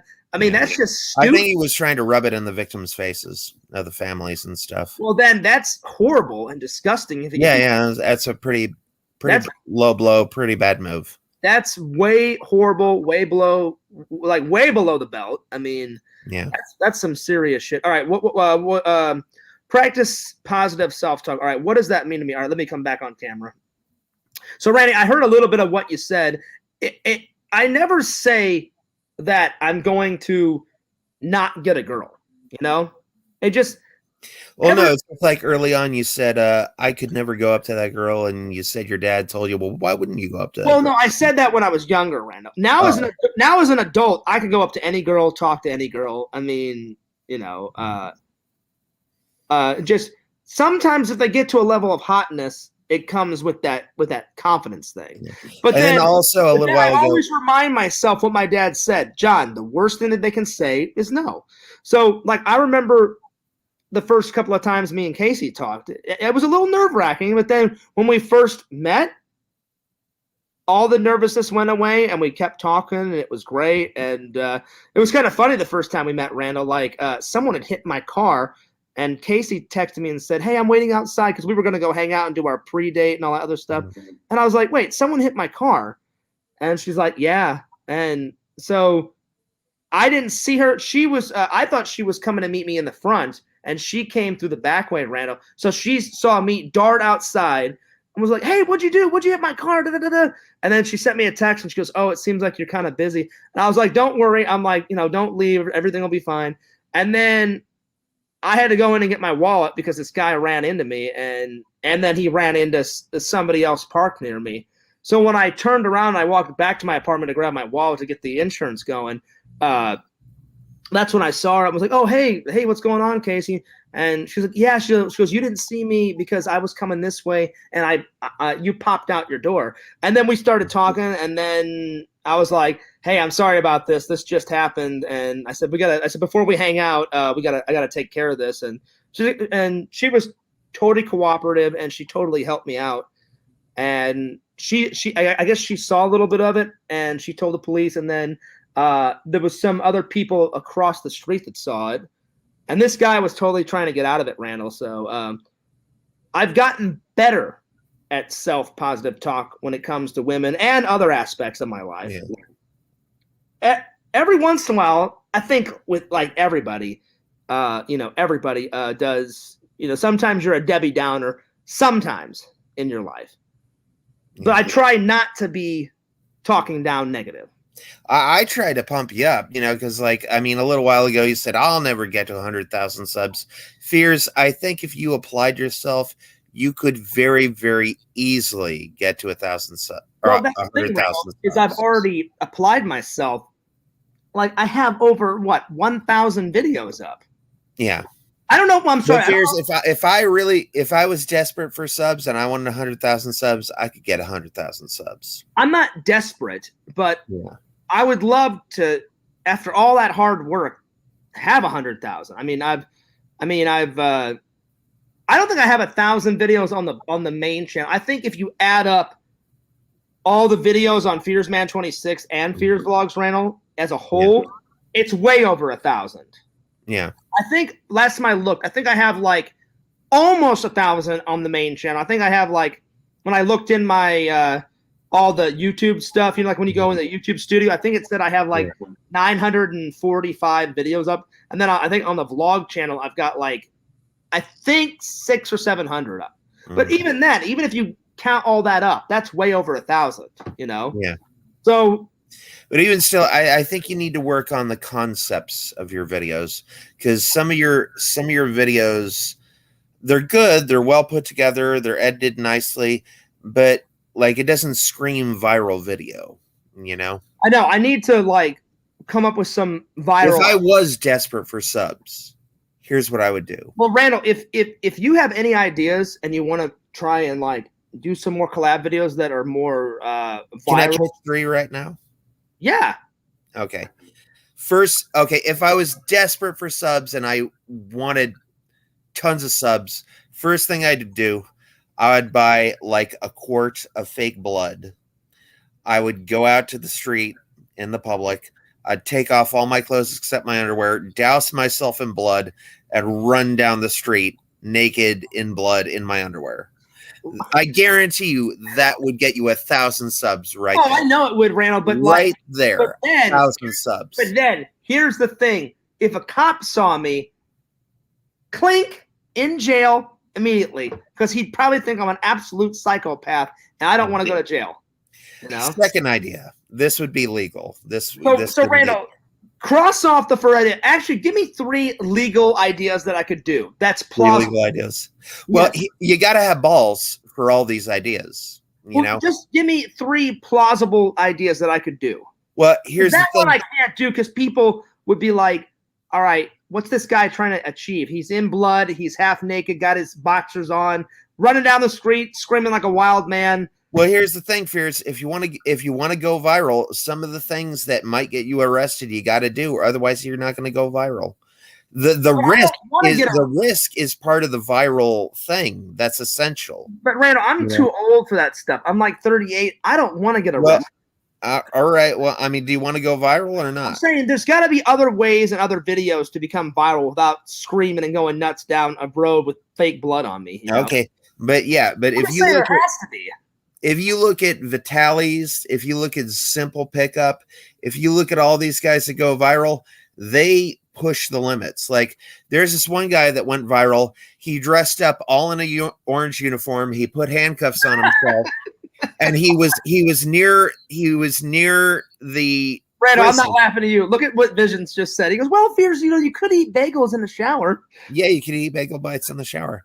But there's this one guy. When I did the ranch bathing challenge, I got a lot of subs and a lot of views off that. Yeah. I don't want to steal Richie's thunder. All right. Like But the challenges are Richie's thing. But the thing is, there's this one guy dressed up in a total prison uniform, put handcuffs on himself, and he ran up to people and he's like, "Hey, can I use a phone? I need to use a phone. I just broke out of the jail. I need to call somebody." Oh, yeah, I think I've seen that one. Yeah. So a lot of the things that will make you go viral, you've got to risk it. Otherwise, you're not going to go viral. So, but the second one, this is a legal one. I'll give you another one. All right. Okay. Now, this is one our friend Joe Topanko did. Dress up as a giant banana, go into a McDonald's, and ask them, "Excuse me, do you have any banana shakes?" That actually would be great. Randall, instead of going inside, if you're down, I'll get a banana costume, and I'll drive through the drive-thru. No, it can't be the drive-thru. It has to be walk-up.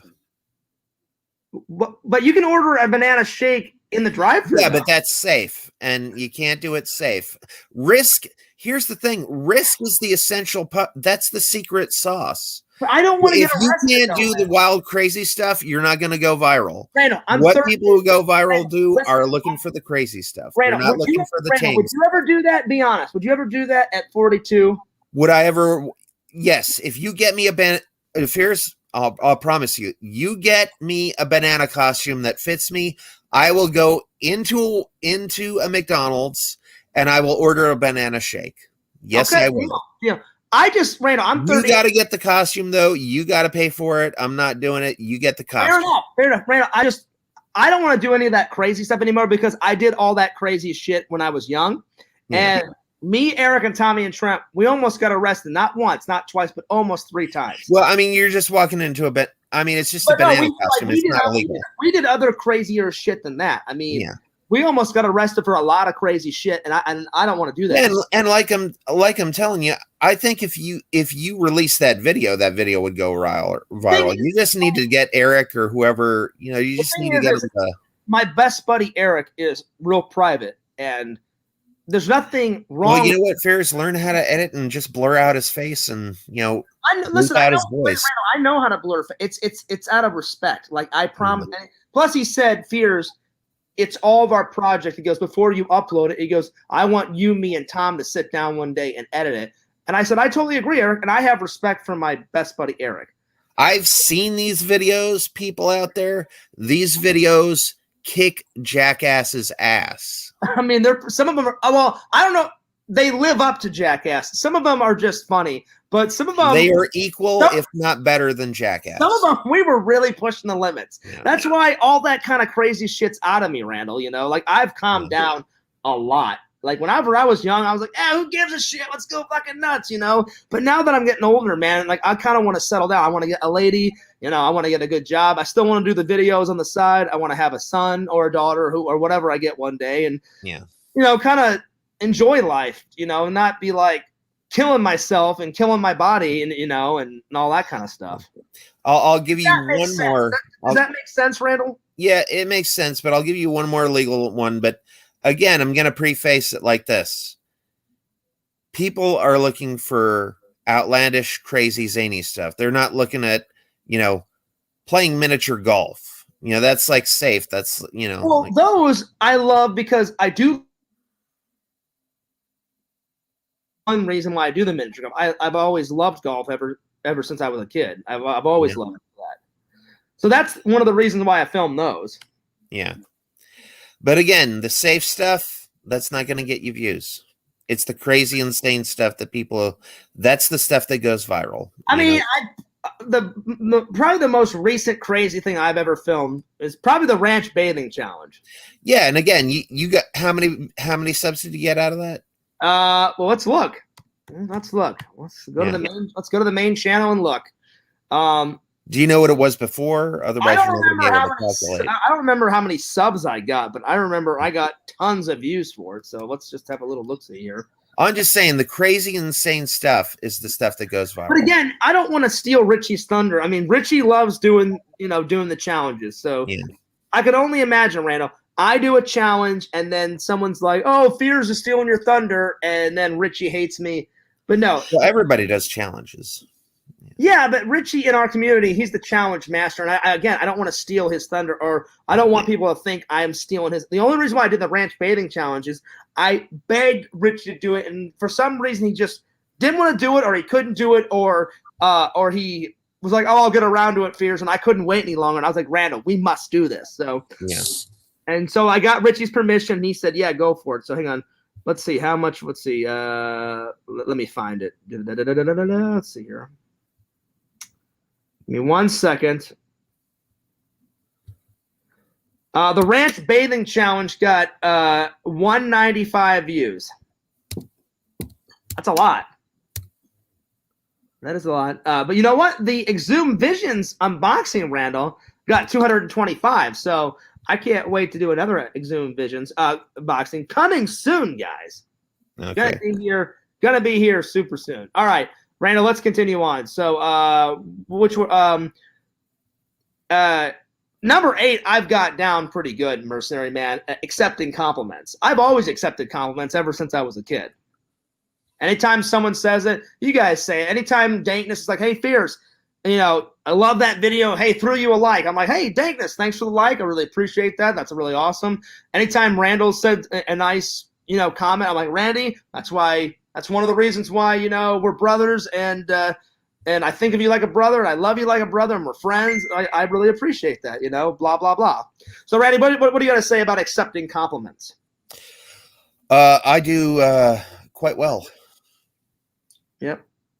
Oh, and Randall has already found he just sent me on Facebook, he just sent me the Spooktacular Creations banana costume adult set. Yeah. I don't know. Get me double XL. Randall, if you do this, you will be the ultimate. I'm telling you. And you know what else I could do? I could go around town and ask random people, "Hey, do you have a banana?" or Randall, you dress up as a banana, go through the drive-thru day. I'd like a banana split, please. Yeah. That would be funny too. Yeah.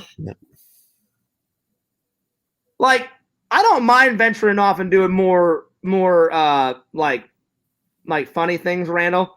But you just have to. The thing is, I just don't want to get arrested. That's that's the only thing that I would be cautious about. You just got to be careful with that shit. Yeah. The last idea I had would be to go into a bank dressed as George Washington, and then again, Randall, you cannot go into a bank and do crazy shit because there's security cameras everywhere, and you do anything out of the normal in a bank, Randall, the cops are going to be called immediately. We need to sit down and actually come up with some plausible legal things that Fierce could do. There's got to be other things that you can do. There's tons of YouTubers out there that go viral, not dressing up in banana costumes, dumping a quart of blood all over me, walking into a bank saying, hey, can I have a $5 bill? I'm fucking George Washington. No, you go, like, can I have 100 of me? Like, again, they would think you're absolutely psycho, What's wrong with that? Everything, Randall. Then you spend a weekend in jail, And no, they don't send crazy people to jail. They send crazy people to the hospital. Everybody knows that I know what I'm talking about. Put in the chat. None of these ideas that Randy's are doing, it can be plausible. I mean, come on. The banana one's plausible. Kind of plausible, Randall. They're all plausible. You just don't want to risk it. Yeah.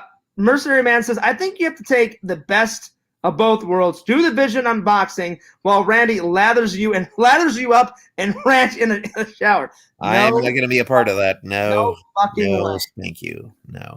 It took me about 5 or 10 minutes to convince Randy to film the ranch bathing challenge. It smelled horrible. Let alone him lathering me up. Listen, I love Randall like a brother. He's a great friend, but I don't love him that much to where he'd be like, hey, Fierce, I'm going to lather you up. I can lather myself up with ranch. Thank you very much. I'm good.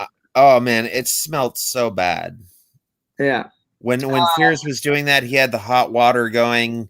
And hot water, oh man! Well, no, I didn't have I had the hot water going when I was rinsing off. I didn't have the water on when we were doing it. It smelled so fucking horrible. It was so bad. It was just too much ranch, Randall. I did not like that. 3.5 bottles of ranch on me. I'm gonna get a clothespin next time and put it on my nose. If we ever do a Randall will film it. Maybe Randall, I got one. Maybe because my face is so red sometimes, and the trolls call me tomato face. Maybe dumping ketchup all over Fears, like from head to toe, like a ketchup bathing session. What do you think? Yeah. I would do the ketchup bathing challenge. I would. They have a tomato costume on Amazon for $12. You could wear one outside of a ketchup factory and cry. It's pretty good, Visions. Yeah. Well, Visions, I actually want the tomato face shit to go away because I can't help if I have sensitive skin, and I don't want to be associated with any drama shit, with the trolls, Like I've been doing good, Randall. I haven't brought up anyone's name or anything. It's been good. Read what Mercenary Man says. I mean, Randy's idea definitely sound like they have potential. Yeah, potential, but I guarantee you what would lead to is getting arrested. Yeah. All right. But here's the thing, Fears. Here's the thing. Get arrested, probably do a week in jail. But guess what? Guess who's doing a news piece on you? Randall, no, I'm telling you. But then you get arrested, but then you've got a criminal record, and then you have to pay a shitload of money to get that off your record. Yeah. It's not worth it. It's not worth it. You're thinking of what if it was 100,000 views? Would that be worth it? No, I'm telling you, Randall, it would not be worth it. No. Because I'm actually trying to find a better job, and you can't get a better job with a criminal record, and I've been applying to jobs. I'm telling you, you're thinking about the here and now, Randall, and no repercussions. It wouldn't be good. I'm telling you. Mercenary Man says interactions with the cops makes great content, though. Yeah, but I've seen some famous YouTubers do that. I'm telling you though, like all that Roman Atwood stuff, Vitaly, they've gotten arrested multiple times, and I guarantee it probably cost them thousands of dollars to get their records cleared. And I guarantee you they made it back on money from YouTube. Yeah, Randall, it's just not worth it. I'm telling you. It's not my thing. I wouldn't do that shit. All right. Well, maybe I would wear the banana costume going through the drive-thru. I would probably do that. But I believe you can get viral by not acting like a complete fucking idiot, Like, there's no way. I have no intention of, like, running down a street, scaring people half to death with fake blood all over me, running around half naked in my boxers, like, woo! Like, that's not me at all. I'm just saying. All right.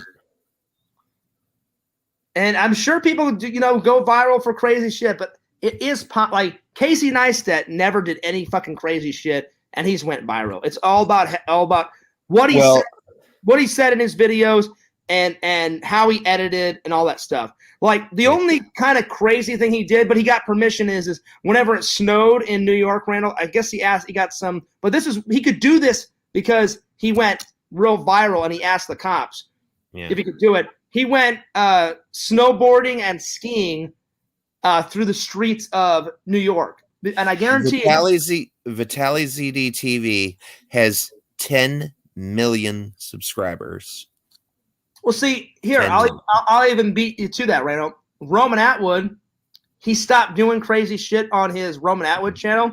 He has 15 million just for hanging out with his kids and his wife, and he does vlogs. There you go. He's not doing anything crazy anymore. He did crazy stuff at the beginning, but then he thought to himself, I'm becoming a dad. I've got a wife now. I've got 2 kids, a third one on the way. Now he's got 4 kids, Randall. He's like, he goes, I can't be doing this crazy shit anymore. Well, here's the thing. And he even said that in the vlog. He said, yeah, I'm going to miss all the crazy shit and all the pranks. And he's like, but I'm a father now. I can't be doing all that crazy shit. I'm too old to do all that crazy shit. Yeah, but I'm 2 years away from being 40, Randall. It's just not me. But he is a fantastic editor. And you're a good editor. You put a lot of work into your stuff. But Casey Neistat puts in at least 5 to 10 times more. I'll be honest. Roman Atwood is not really a good editor. He just kind of chops things together, but people love his vlogs. I will say this. Yes, Casey, he spends all day setting up shots, he really goes the fucking distance. He really goes the fucking distance. How do you spell Casey Neistat? That's why I love his videos. It's CASEY and then Neistat's Okay, I got it. NEISTATS, I think is how you say. I think is how you do it. Yeah. You know. I'm gonna look at some of his last videos while we're on this topic. I don't ghost. I don't expect to go viral. I like the content I do is the content I like to do. Like I love going to conventions. I love vlogging. I love vlogging conventions. I love playing miniature golf. I love doing unboxings. I love doing movie trailer reactions. I love doing the cartoons. I do all my content because I love it, not to go viral. I wouldn't mind going viral, but I do it because I love the content, you know? Okay, you go to Casey Neistat's page, you go to his homepage, and the very first video, it's Do What You Can't, and the very first video is Casey Neistat hanging from a ladder on a helicopter. But yeah, Randel, he could do that because he got so famous, and I guarantee he got permission for everybody to do that. You can't do that if you're not famous. If you try to do that, you'd get fucking arrested. End of story. We're moving on. I'm done with this conversation. All right. Then I guess your self-talk is true. You're not going to get 100,000 subscribers. That's the dead honest truth. It is. Right. You can get away with more if you're famous. Mm-hmm. If I hung from a ladder at 100 feet, people would be calling the cops everywhere. I kid you not. Okay. Anyone says that, no, you wouldn't, they're an idiot, Randel. You know? Mm-hmm. I'll give you an example. Steve-O, he's famous as all hell. He went on top of one of those it was a sign off the highway that said SeaWorld. He spray painted SeaWorld sucks, and he got in jail for almost 2 years, and he had to get a lawyer, and he had to pay a shitload of money and all that crap. Yeah. You can't do shit like that. You know, well, obviously he did it, and that's why he's famous. But Randel, he had so many repercussions. Like in one interview, it said it took him 2 years to get all the repercussions of that one video of him saying fuck SeaWorld to go away. 2 years to get all that shit paid off his record. That's just stupid. I love Steve-O, but I would never do shit like that. And Steve-O's a household name. Yeah. Yeah, but Randel, why would you do something like that and waste all that fucking time and effort and money? It's just stupid to do that. Yeah, it's just not me. I'm all the craziness that Fears did when I'm young. It's out of me. Why? Because I did it all when I was a kid in high school and college, and I just didn't want to do it anymore. Yeah. You know, you have to grow up at some point. Yeah. So I do. Which one are we on, Randel? Celebrate your successes. I think. No. We went past that. I'm not on Facebook. Let me go to the list. While you were gone, I did accept compliments. I guess you were going back to celebrate with. I do celebrate my wins, Randel, but within reason. Okay. Yeah. All right. So we've already done self-talk. We've already done accept compliments. Show others how to treat you. Again, that's really simple when it comes to me. If you treat me right, I'll treat you right. You treat me wrong, you're going down. You know. That's how I would say that. Like, you treat me like shit, I'll treat you like shit. You know, and that's usually how people do it. Yeah. What would you say to that, Randel? That's not what Jesus said. Fair enough. I mean, Jesus would turn the other cheek, but yeah. I don't like people walking all over me. You know, I turn the other cheek to a certain extent, but if people just keep fucking with you, you have to at one point stand up for yourself. Yeah. And so I do it to a certain extent, and then there it is. But all right, go ahead and answer number 9. Randel, I'm not mad at you. It just is you kept drilling that, and I'm like, I'm not doing crazy shit on YouTube. Yeah. So I'm not trying to get mad at you, but when I say I'm over it, I'm done. I don't want to talk about it anymore. All right, go ahead. Do number 9. Show others how to treat you. Jesus asked, if you love only those who love you, what do you do more than other people? And, Jesus said, "Bless those who curse you, and pray for those who spitefully use you." So I try to go with what Jesus does. I don't always do it, but we're Again, not all perfect. I don't either, Randall. I mean, like again, you're only human.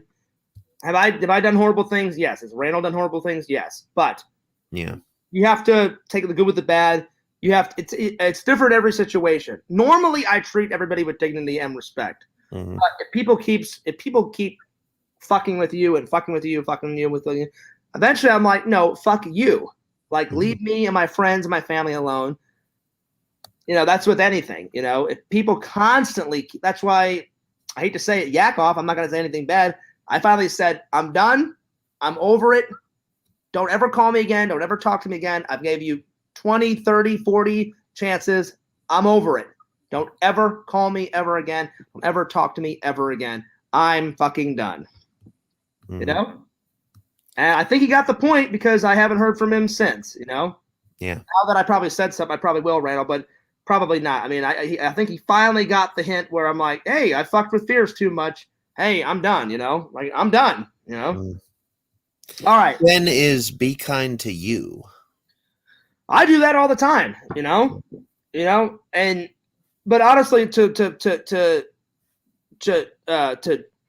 jump off of that is, Randall, I try to think of others before I think of myself, Like, I think about all my friends and my family first. I do still treat myself and I still be kind to myself, but like perfect example, like all those DVDs. I was like, well, Randall just wanted some cards.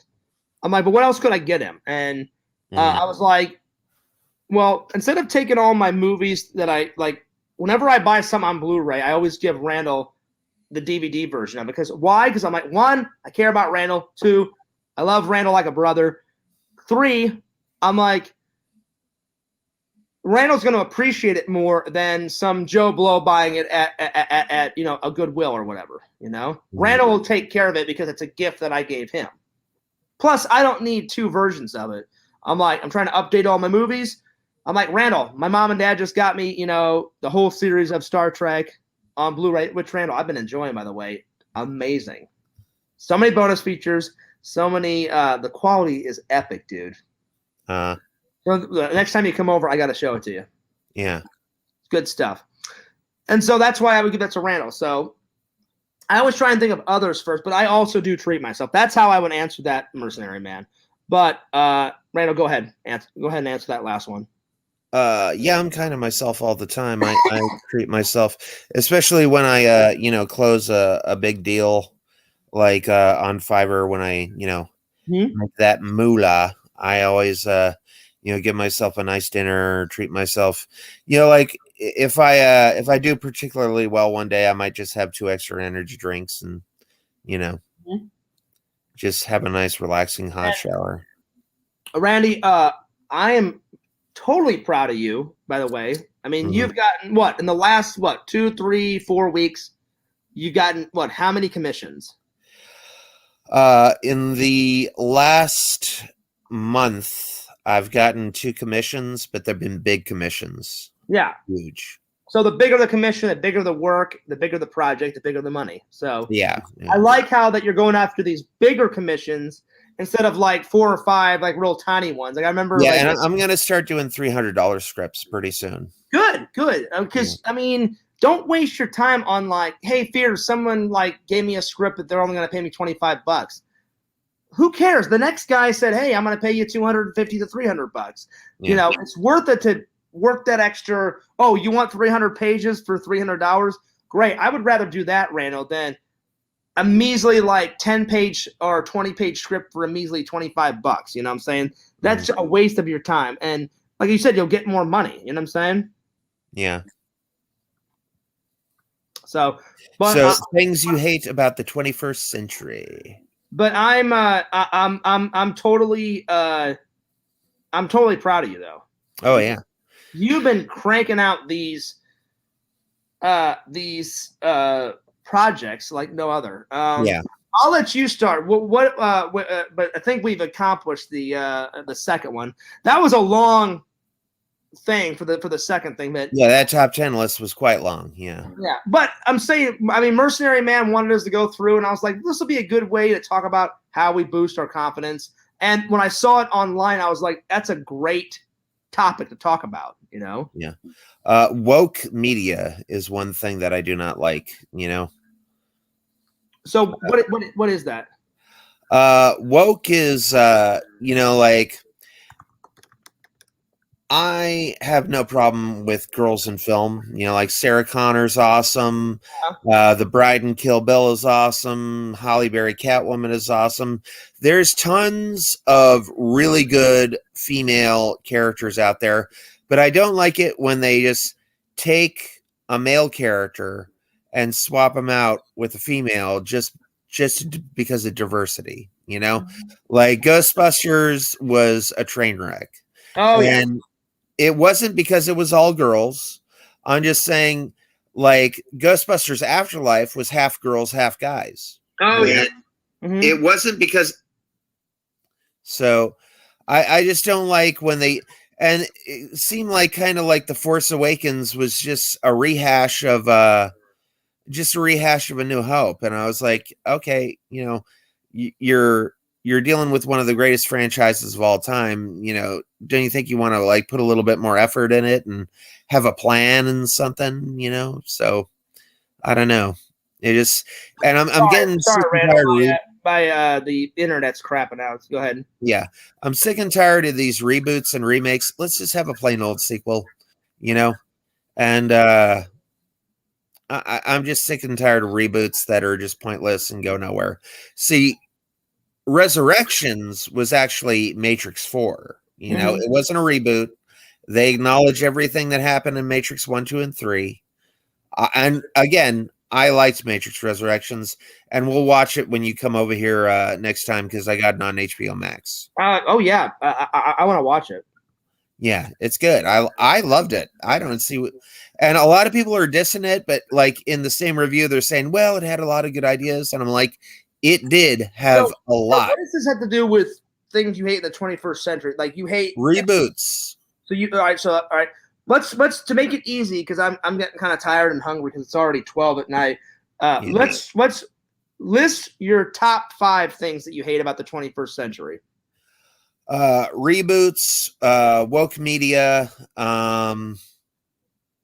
people always on their cell phones all the time. People are just damn addicted to those things, you know? Very true.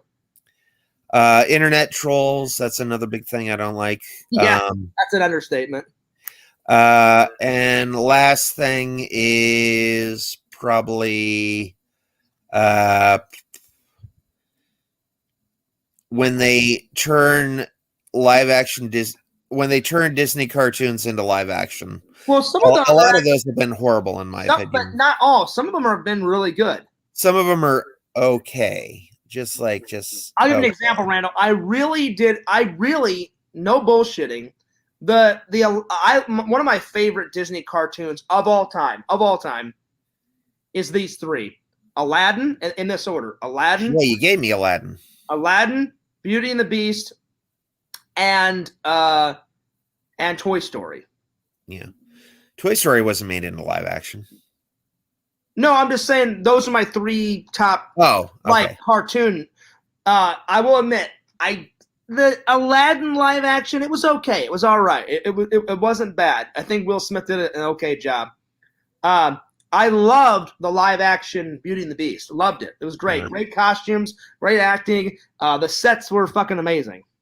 So yeah. All right, so those are your 5. Some of them are the same, Randall. Number 1, I totally agree with Randall. I think there's too much negativity online. Internet trolls. It's a waste of time. They're idiots. They're idiots for trying to steal your content. They're idiots for trying to start drama with you, your fans. It's just a waste of time. I wish everybody could get along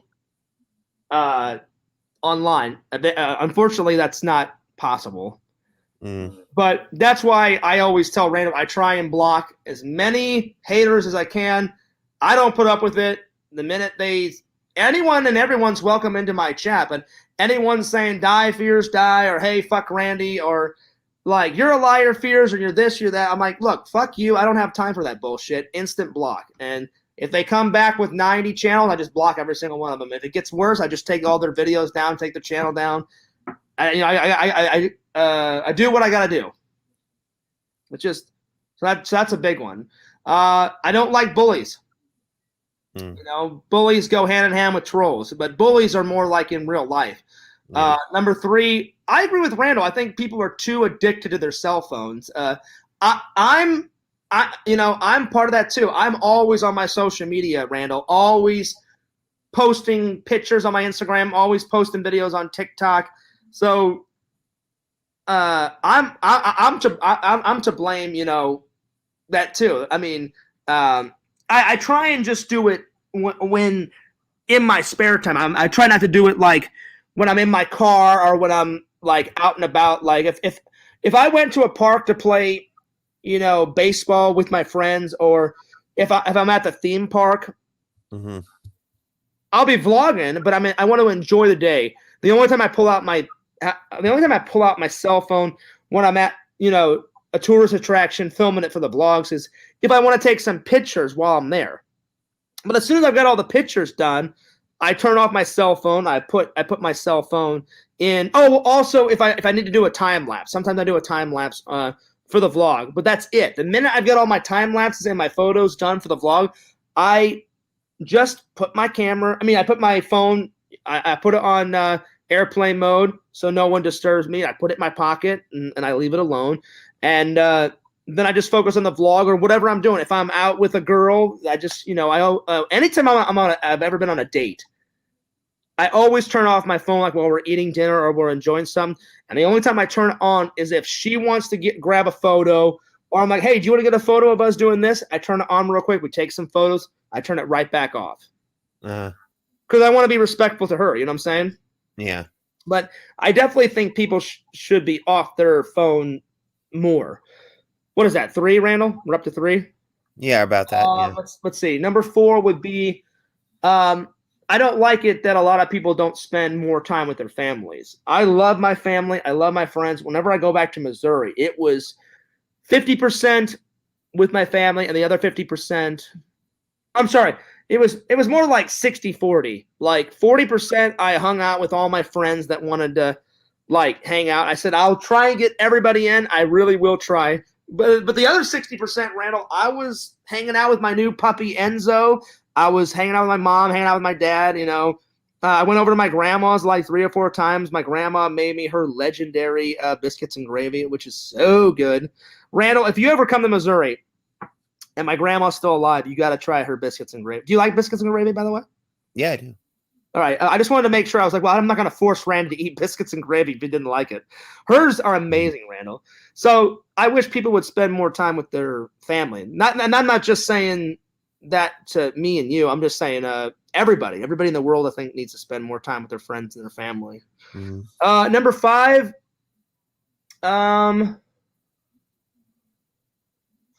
this is a good topic, but I was kind of like on the spot. I wish I would have thought of some answers while you were saying yours, Randall, or because I was listening to what you were saying because it was so good what you said. Vision says Randy rocks. Oh, I agree. Randy is a great kick-ass. This is true. I will accept that compliment. Exactly what we were talking about, a couple of minutes ago. Accept those compliments. I agree, Visions, and I will add on to that. Randy is the best friend I've ever had. Like, I can't pick between Randy and my buddy Eric. Eric's my best friend. Randy's my best friend. They're not even like friends anymore. They're like brothers to me. I would take a bullet for Randy. I would take a bullet for Eric, and I know those two guys would do the same for me. So I'm always going to have Randy's back. I'm always going to have Eric's back. I'm trying to think of a 5th one, Randall.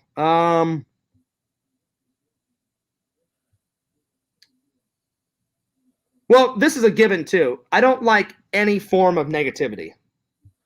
So negativity in real life, negativity online, no negativity at work, anywhere. I hate all forms of negativity. So that would be my 5. Yeah. I'm sure there's more that I hate about the 21st century, but Yeah. So we're not here all night, guys. Well, some of those have existed in every century, like bullies Exactly. and negativity. Exactly, so, Randall. So yeah. that's why I was like, well, mine are going to be redundant. So I was like, anyway, one last thing, Randall, I wanted to talk about, and and me and you talked about this before.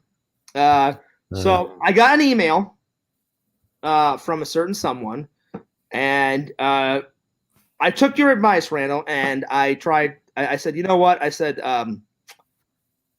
maybe I'll go about this another way. And apologies have always been like kind of tough with me, especially to this person, because I don't get along with him. He doesn't get along with me. I don't like him. He doesn't like me. But in order for this feud has been going on for years. I said, he wanted an apology. And I said, well, and I was real with him. I said, some things I think you deserve, and other things you definitely deserve an apology for. So I said, I will apologize for the things I think you deserve, and the other things I'm not going to apologize for. So I hope he's listening. I'm sure he is. And he said I have to say his name. So I will say his name, only because he wants me to. But my apology is genuine, because I don't want this to go on any longer, Randall. I mean, this fight has been going on, and I just want to state the record. I never started this. He started this from day one. Randy knows it. I know it. The fans know it. I never started this. I've tried to get along with this guy so many times, and I said, after I apologize, I will never say your name. I never want to hear from you again. You go your way, I'll go my way. And I asked him very nicely, I said, I will do my very best not to put your name in any of my content, just as long as you don't put me and Randy's name in any of your content. I think that's fair, Randall, don't you think? Yeah. I never bring him up. He never brings us up. I never was like, hey, F this person, in a stream or a video, anything like that. And I don't want to be in any of his videos. And I wish him luck. Even though I don't like him, I wish him luck. I doubt he's going to say, I wish me luck, but I'm being completely fair and honest with this. And he said, and I asked him very politely, do you mind if you take that video down? I took it down once, then he fought it, and then YouTube believed him, and then now it's back up. So I asked him very nicely, and I said, look, I don't want any more drama. This has been going on for years, and I'm going to try and sum up all what I said, because I just want to make this short, sweet, and to the point. And I said, look, I'm like, aren't you tired of fighting? I said, I know I am. I'm really tired of this fight. I'll never agree with him, Randall. He'll never agree with me.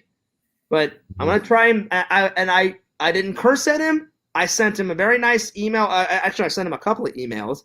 And I was totally professional. What's up, Triple Nickel? Triple Nickel, you got here like at the very last waking moment. So I don't know what to tell you. Anyway, let me continue on. Let me get this out. So I told him it needs to finally end. I said, I'm so sick and tired of this fight, It's not every day, but it's just like every year we go through the same shit. I'm like, I don't have the energy anymore. I'm sure he doesn't. And I don't want to be rent-free in his head anymore. Or I don't want him to be rent-free in my head anymore. And I'm sure I'm rent-free in his head, Randall. I'm just like, I'm so done with this. So here's what I'm going to apologize for. So Quentin, I hope you're listening. I think I really took it over the line when I said that I hope you get like raped in a desert. That was way over the line, Randall. That was way over the line. I shouldn't have pushed it to that far. And I am sorry about that. I should have never said that. That was taking it too far. Yeah. For a couple of reasons, Randall, because Carrie has gotten raped. So I'm sure she didn't like when I said that. But again, he pushed me to that limit. Yeah. But I should have had more self-control and said, you know what? He's not worth it. Don't get that mad, John. And I shouldn't have said that. So I apologize for that. Mm-hmm. I'm not going to apologize for saying I wanted to, beat him up, because he has done so much to me over the years. Why wouldn't I want to beat him up, Randall? So I'm not going to apologize for that. I think that's meaningless compared to me saying, hey, I hope you get raped, and like lost in a desert or whatever the fuck I said, or raped in a desert or whatever, I that's meaningless compared to the other thing is far, far, far, far, far worse.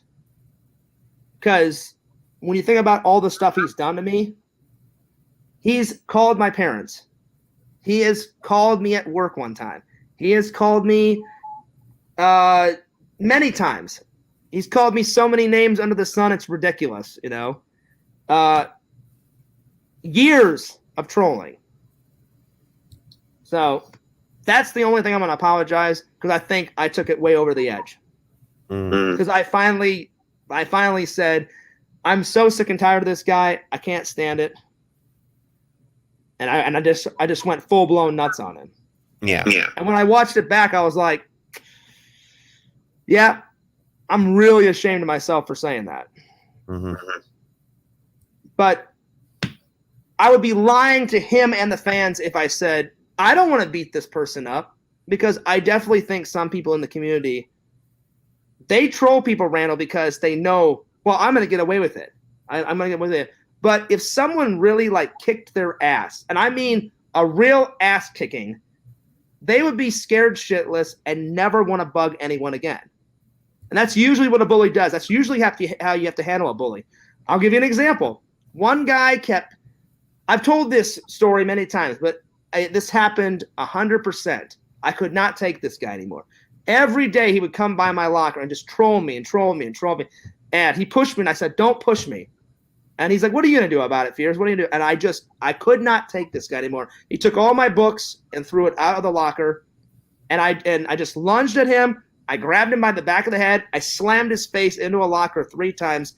And I did it so hard, I shit you not, blood came out of his mouth, out of his ears, and out of his nose. And then I looked at his fucking idiot friends and was like, does anybody else want any? And they were so chicken shit. They were like, no, we're good. And I almost got expelled for it, Randall. But I'll tell you what, that guy learned a very valuable lesson and never trolled me ever again. Mm-hmm. He was even scared to come to the reunion, Randall, when I went to my reunion in 2014. He did not show up. He told the person that's running it, said, hey, is that Fears guy coming? And they said, yeah. They said, he's on the guest list. He goes, oh, well, never mind. I don't want to come. True story. I'm not even kidding you. Mm-hmm. I have no reason to lie about that.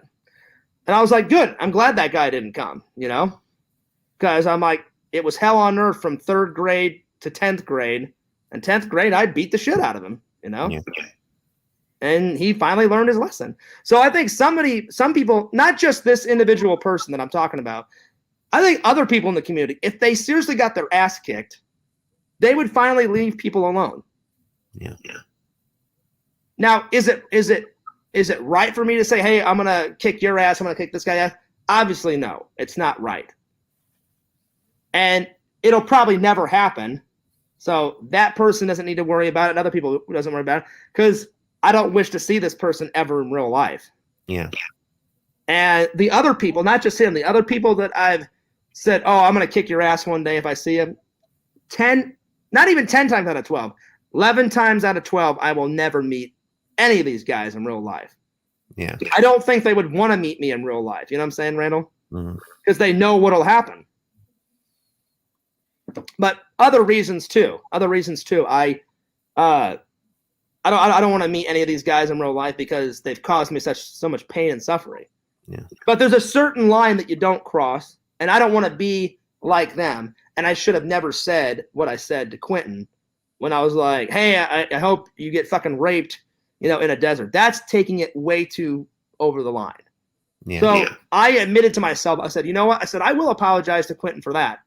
But anything else, I've only ever stood up to him because he's bullied me, trolled me, and I was like, well, I'm not afraid of this guy. I'm going to stand up to him. Yeah. I've only ever reacted to him. But do I regret saying some things to him throughout the years? Yeah, there's not even the thing about the rape thing. Other things I regret saying too. But I'm not going to go through every single individual one. That's the most recent one. And I shouldn't have said it. Yeah. So, Quentin, I do apologize for that. And I just don't want any more drama. I swear on my life, I will do my very best never to bring up your name in my chats, in my videos, anything. And Randall, I want you to catch me. If I start to say something, just be like, hey, Fears, none of that. Because I don't want any more drama. I'm being dead honest. I don't want any more drama. Not just from Quentin, any of those idiots. You know what I'm saying? Any of those. I don't want any. I care less about the trolls. I'm just so sick and tired of fighting. You know what I'm saying? So that is my promise to you, Quentin. I will not bring your name up. As long as you don't bring me and Randall up, you got a deal. You go your way. Good luck. I'll go my way. We never have to talk about each other ever again. We never have to interact ever again. Because I'm so sick and tired of this. Randall, this fight has been going on since, Jesus, probably 2016, 2017 to the present. And I'm just fed up. And I don't think I have enough energy to do another year of this shit. Well, there's at least once or twice a year, Randall, I have to take down some stupid video of his. You know? So that's all I got. That's the best apology I could possibly do. And I meant it from the heart. I meant everything. And I just wanted to make it short, sweet, to the point. And there it is. Yeah. Anything else? Fears, let me tell you a true story. Okay, go ahead. I was hanging out in the back of the set of Under Siege 2 Dark Territory. No, you weren't. And there he is, Steven Seagal. And I go up to Steven. I'm like, Steven, let me tell you something. These are I've been lies. meaning to tell you this for a very long time. I've been meaning to tell you this for a really long time. And I go, Steven, has anybody ever told you that violence is not the answer? Oh, Randall, I agree. He stood there, he looked at me dead in the eye, and then he punched me in the face. And that is how I broke the truth. True story. Randall, you are not on the set. No, I know Randall's joking, but I agree. Violence usually is not the answer, but sometimes that's the only thing that bullies react to, Randall. Yeah. Is if you kick their ass, they will crumble like little girls and never bother you again. Yeah. And the perfect example is that guy. I swear on my life, it is a true story. Like I remember, I don't remember her last name, but the girl that was taking care of my reunion, she called me and she's like, "Hey, John." I was like, "Oh, hey, Amanda, what's going on?" She goes, "So I got some good news and I got some bad news." And I was like, "All right, what's the bad news?" She's like, "Do you remember this guy?" I was like, "Oh yeah." I'm like, "I remember him." And I said, "Amanda, if he's coming, I won't go up to him. I won't cause a big scene because I don't want to ruin the reunion." She goes, "Oh well." She goes, "The bad news is like he's terrified of you." And I was like, "Well, he should be." I'm like, he caused me hell for so long. And she goes, "Oh, I remember, John." She goes, "Yeah, I remember you beating the shit out of him." I said, "Oh yeah." I said, "But is he coming?" I said, "What? Do you want me to apologize to him?" I said, "Because that's not going to happen." I said, "If he comes with his wife or whoever he's coming with," I said, "I'll just stand on the other opposite side." I'm like, I won't go up to him.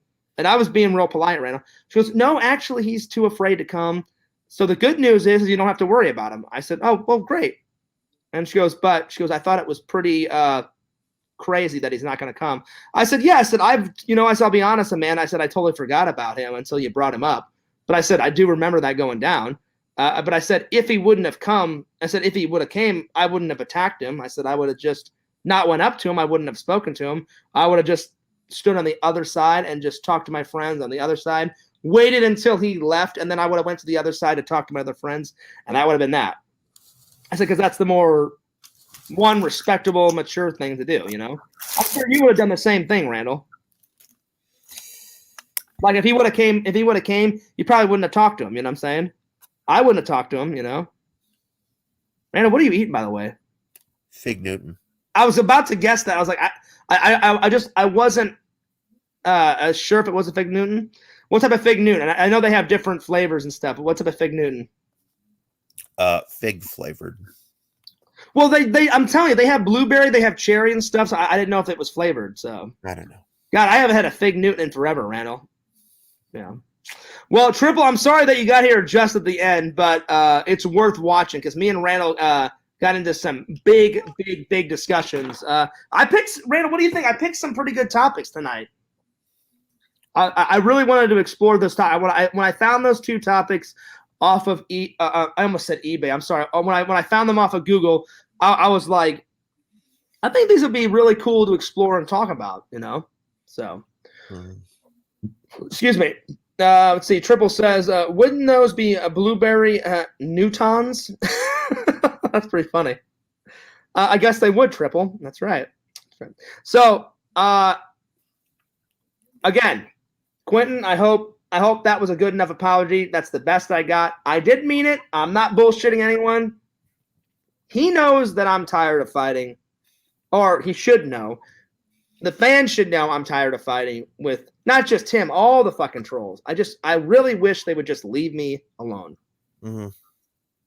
You know, and I've been doing a really good job, Randall, not bringing up their name. I had to bring up. Yeah, the reason I clicked it on my icon is because people don't like to watch me eat. That's fine. That's fine, Randall. We're about to end it anyway. I didn't even really want to say his name tonight, but he said, "Here's in the apology." He goes, "I would really appreciate you saying my name." And I said, okay, fine. I said, if you really want me to. I said, I don't see, it's not a big difference as long as I apologize. But I was like, if you want me to say your name, fine, I'll say your name. Mm-hmm. That's true, Visions. What, did I say cookie, Randall? Yeah, they're not cookies. They're a fruit and they're a cake. That's right. Yeah. Did I say cookie, Randall? I don't remember. I can't remember either. Well, Visions, if I said cookie, then I apologize. Yeah, I actually love Fig Newtons too. I mean, they're really good. So yeah. So I hope that was a good enough apology. I meant every word I said. I always mean every word I said, and hopefully that's the end of like a 10-year battle, Randall. Because or probably more than 10 years. I can't take it anymore. It's just they call cookies biscuits in England. It's so exhausting when you think about it. How much effort. Now, I'm being dead serious. If somebody makes a video about me, I'll still take it down. But I'm tired, especially the him and me battle. If the him and me battle would just stop, it wouldn't be as bad. But it's fucking almost every month, every couple of weeks with this guy. Every year, so I'm just like, I don't have the energy to do it anymore. It's just, I really don't. And if he doesn't accept this apology, then I don't know what to say. You know, I did my very best. You know, like that's all I've got. You know, I'm burnt out, to be honest. You know, so yeah. Anyway, Randall, it's almost 1. I didn't expect this to go this long, buddy. So no, I think it's 12:33. But I'm saying it's getting in about a half an hour. It's going to be 1. I got other stuff to do tonight. I didn't expect it. No, you don't. I do. I still want to edit some videos. I still haven't eaten. Man, I'm starving. I still haven't eaten. I need to take a shower. You know, I still got some shit to do, man. You know, plus everybody wants me to get the next video up. I'm going to try and get the next video up tonight before I go to bed. You know, well, we finally got that writer's block video out of the way. Yeah. Well, not really out of the way. I mean, people. You just didn't call me for one day because you said you got some shit to do. I was like, that's fine. I'm like, Randall's got his own life. I'm like, and I told all the fans. I told Visions. I mean, I'm not Visions. I told actually Mercenary Man and the Ghost. They were like the ones really going nuts, saying, "Hey, I really can't wait to hear this writer's block thing." And I was like, listen, I'm like, if I could get a hold of Randy, we would have done it on Tuesday, you know? Yep. And I know we were supposed to do it on Tuesday, but I was like, if Randy's busy and he's got shit to do, I literally said it, a direct quote, Randy. I'm like, I don't know what to tell you guys. I'm like, I'll still do a show, you know? But I'm like, if I can't get a hold of Randy, I said, not every show I'm going to be able to do one with with Randy. I said I love And I'm not always available. So. Exactly. And I'm not always available. Like sometimes Randy's asked me, "Hey, Fierce, do you want to come on my show?" I'm like, "I can't, Randy. I'll try and come on your show next time." And now, don't get me wrong. I love doing shows with Randy. I love doing drawing streams. I love doing the Fierce podcast with my sidekick, awesome Randy. Triple says, "Thanks for the stream, gentlemen." Hey, no worries. No worries. How do you know you're not my sidekick? Oh. I'd say we're both sidekicks, Randall. We're both like, I'm your sidekick, you're my sidekick, That's what best friends are for, buddy. I've always got your back, you've always got my back. Yeah. Well, I think that's a good place to end it right there. So, Randall, have you got anything that you want to plug real quick before we skedaddle? Nope. All right, don't forget to subscribe to FearsMan26 and Fears Vlogs. FearsMan26 main channel. Fears Vlogs is the second channel. Subscribe to The Mayor of Magic. Subscribe to Cameo Man 2021. Look out for me and Randall's next 2 projects. We're working right now on Fears Man 5. We've got the intro out. The next one, as soon as Randall comes over, we're going to shoot Nukem. Really looking forward to shooting that. Don't forget to subscribe to that amazing YouTuber that we all love and know, the Sega Camp Gamer on Twitch. Check him out on YouTube too. Don't forget to subscribe to Tinder Immortal on Twitch and YouTube. Don't forget to subscribe to Exhume Visions on YouTube and go to his website. Get that amazing merch at www.exhumevisions.com. And this is Randy. And this is Fears. Bidding you guys a fond farewell. Peace. Hey, Randall, guess what? Guess what, buddy? What?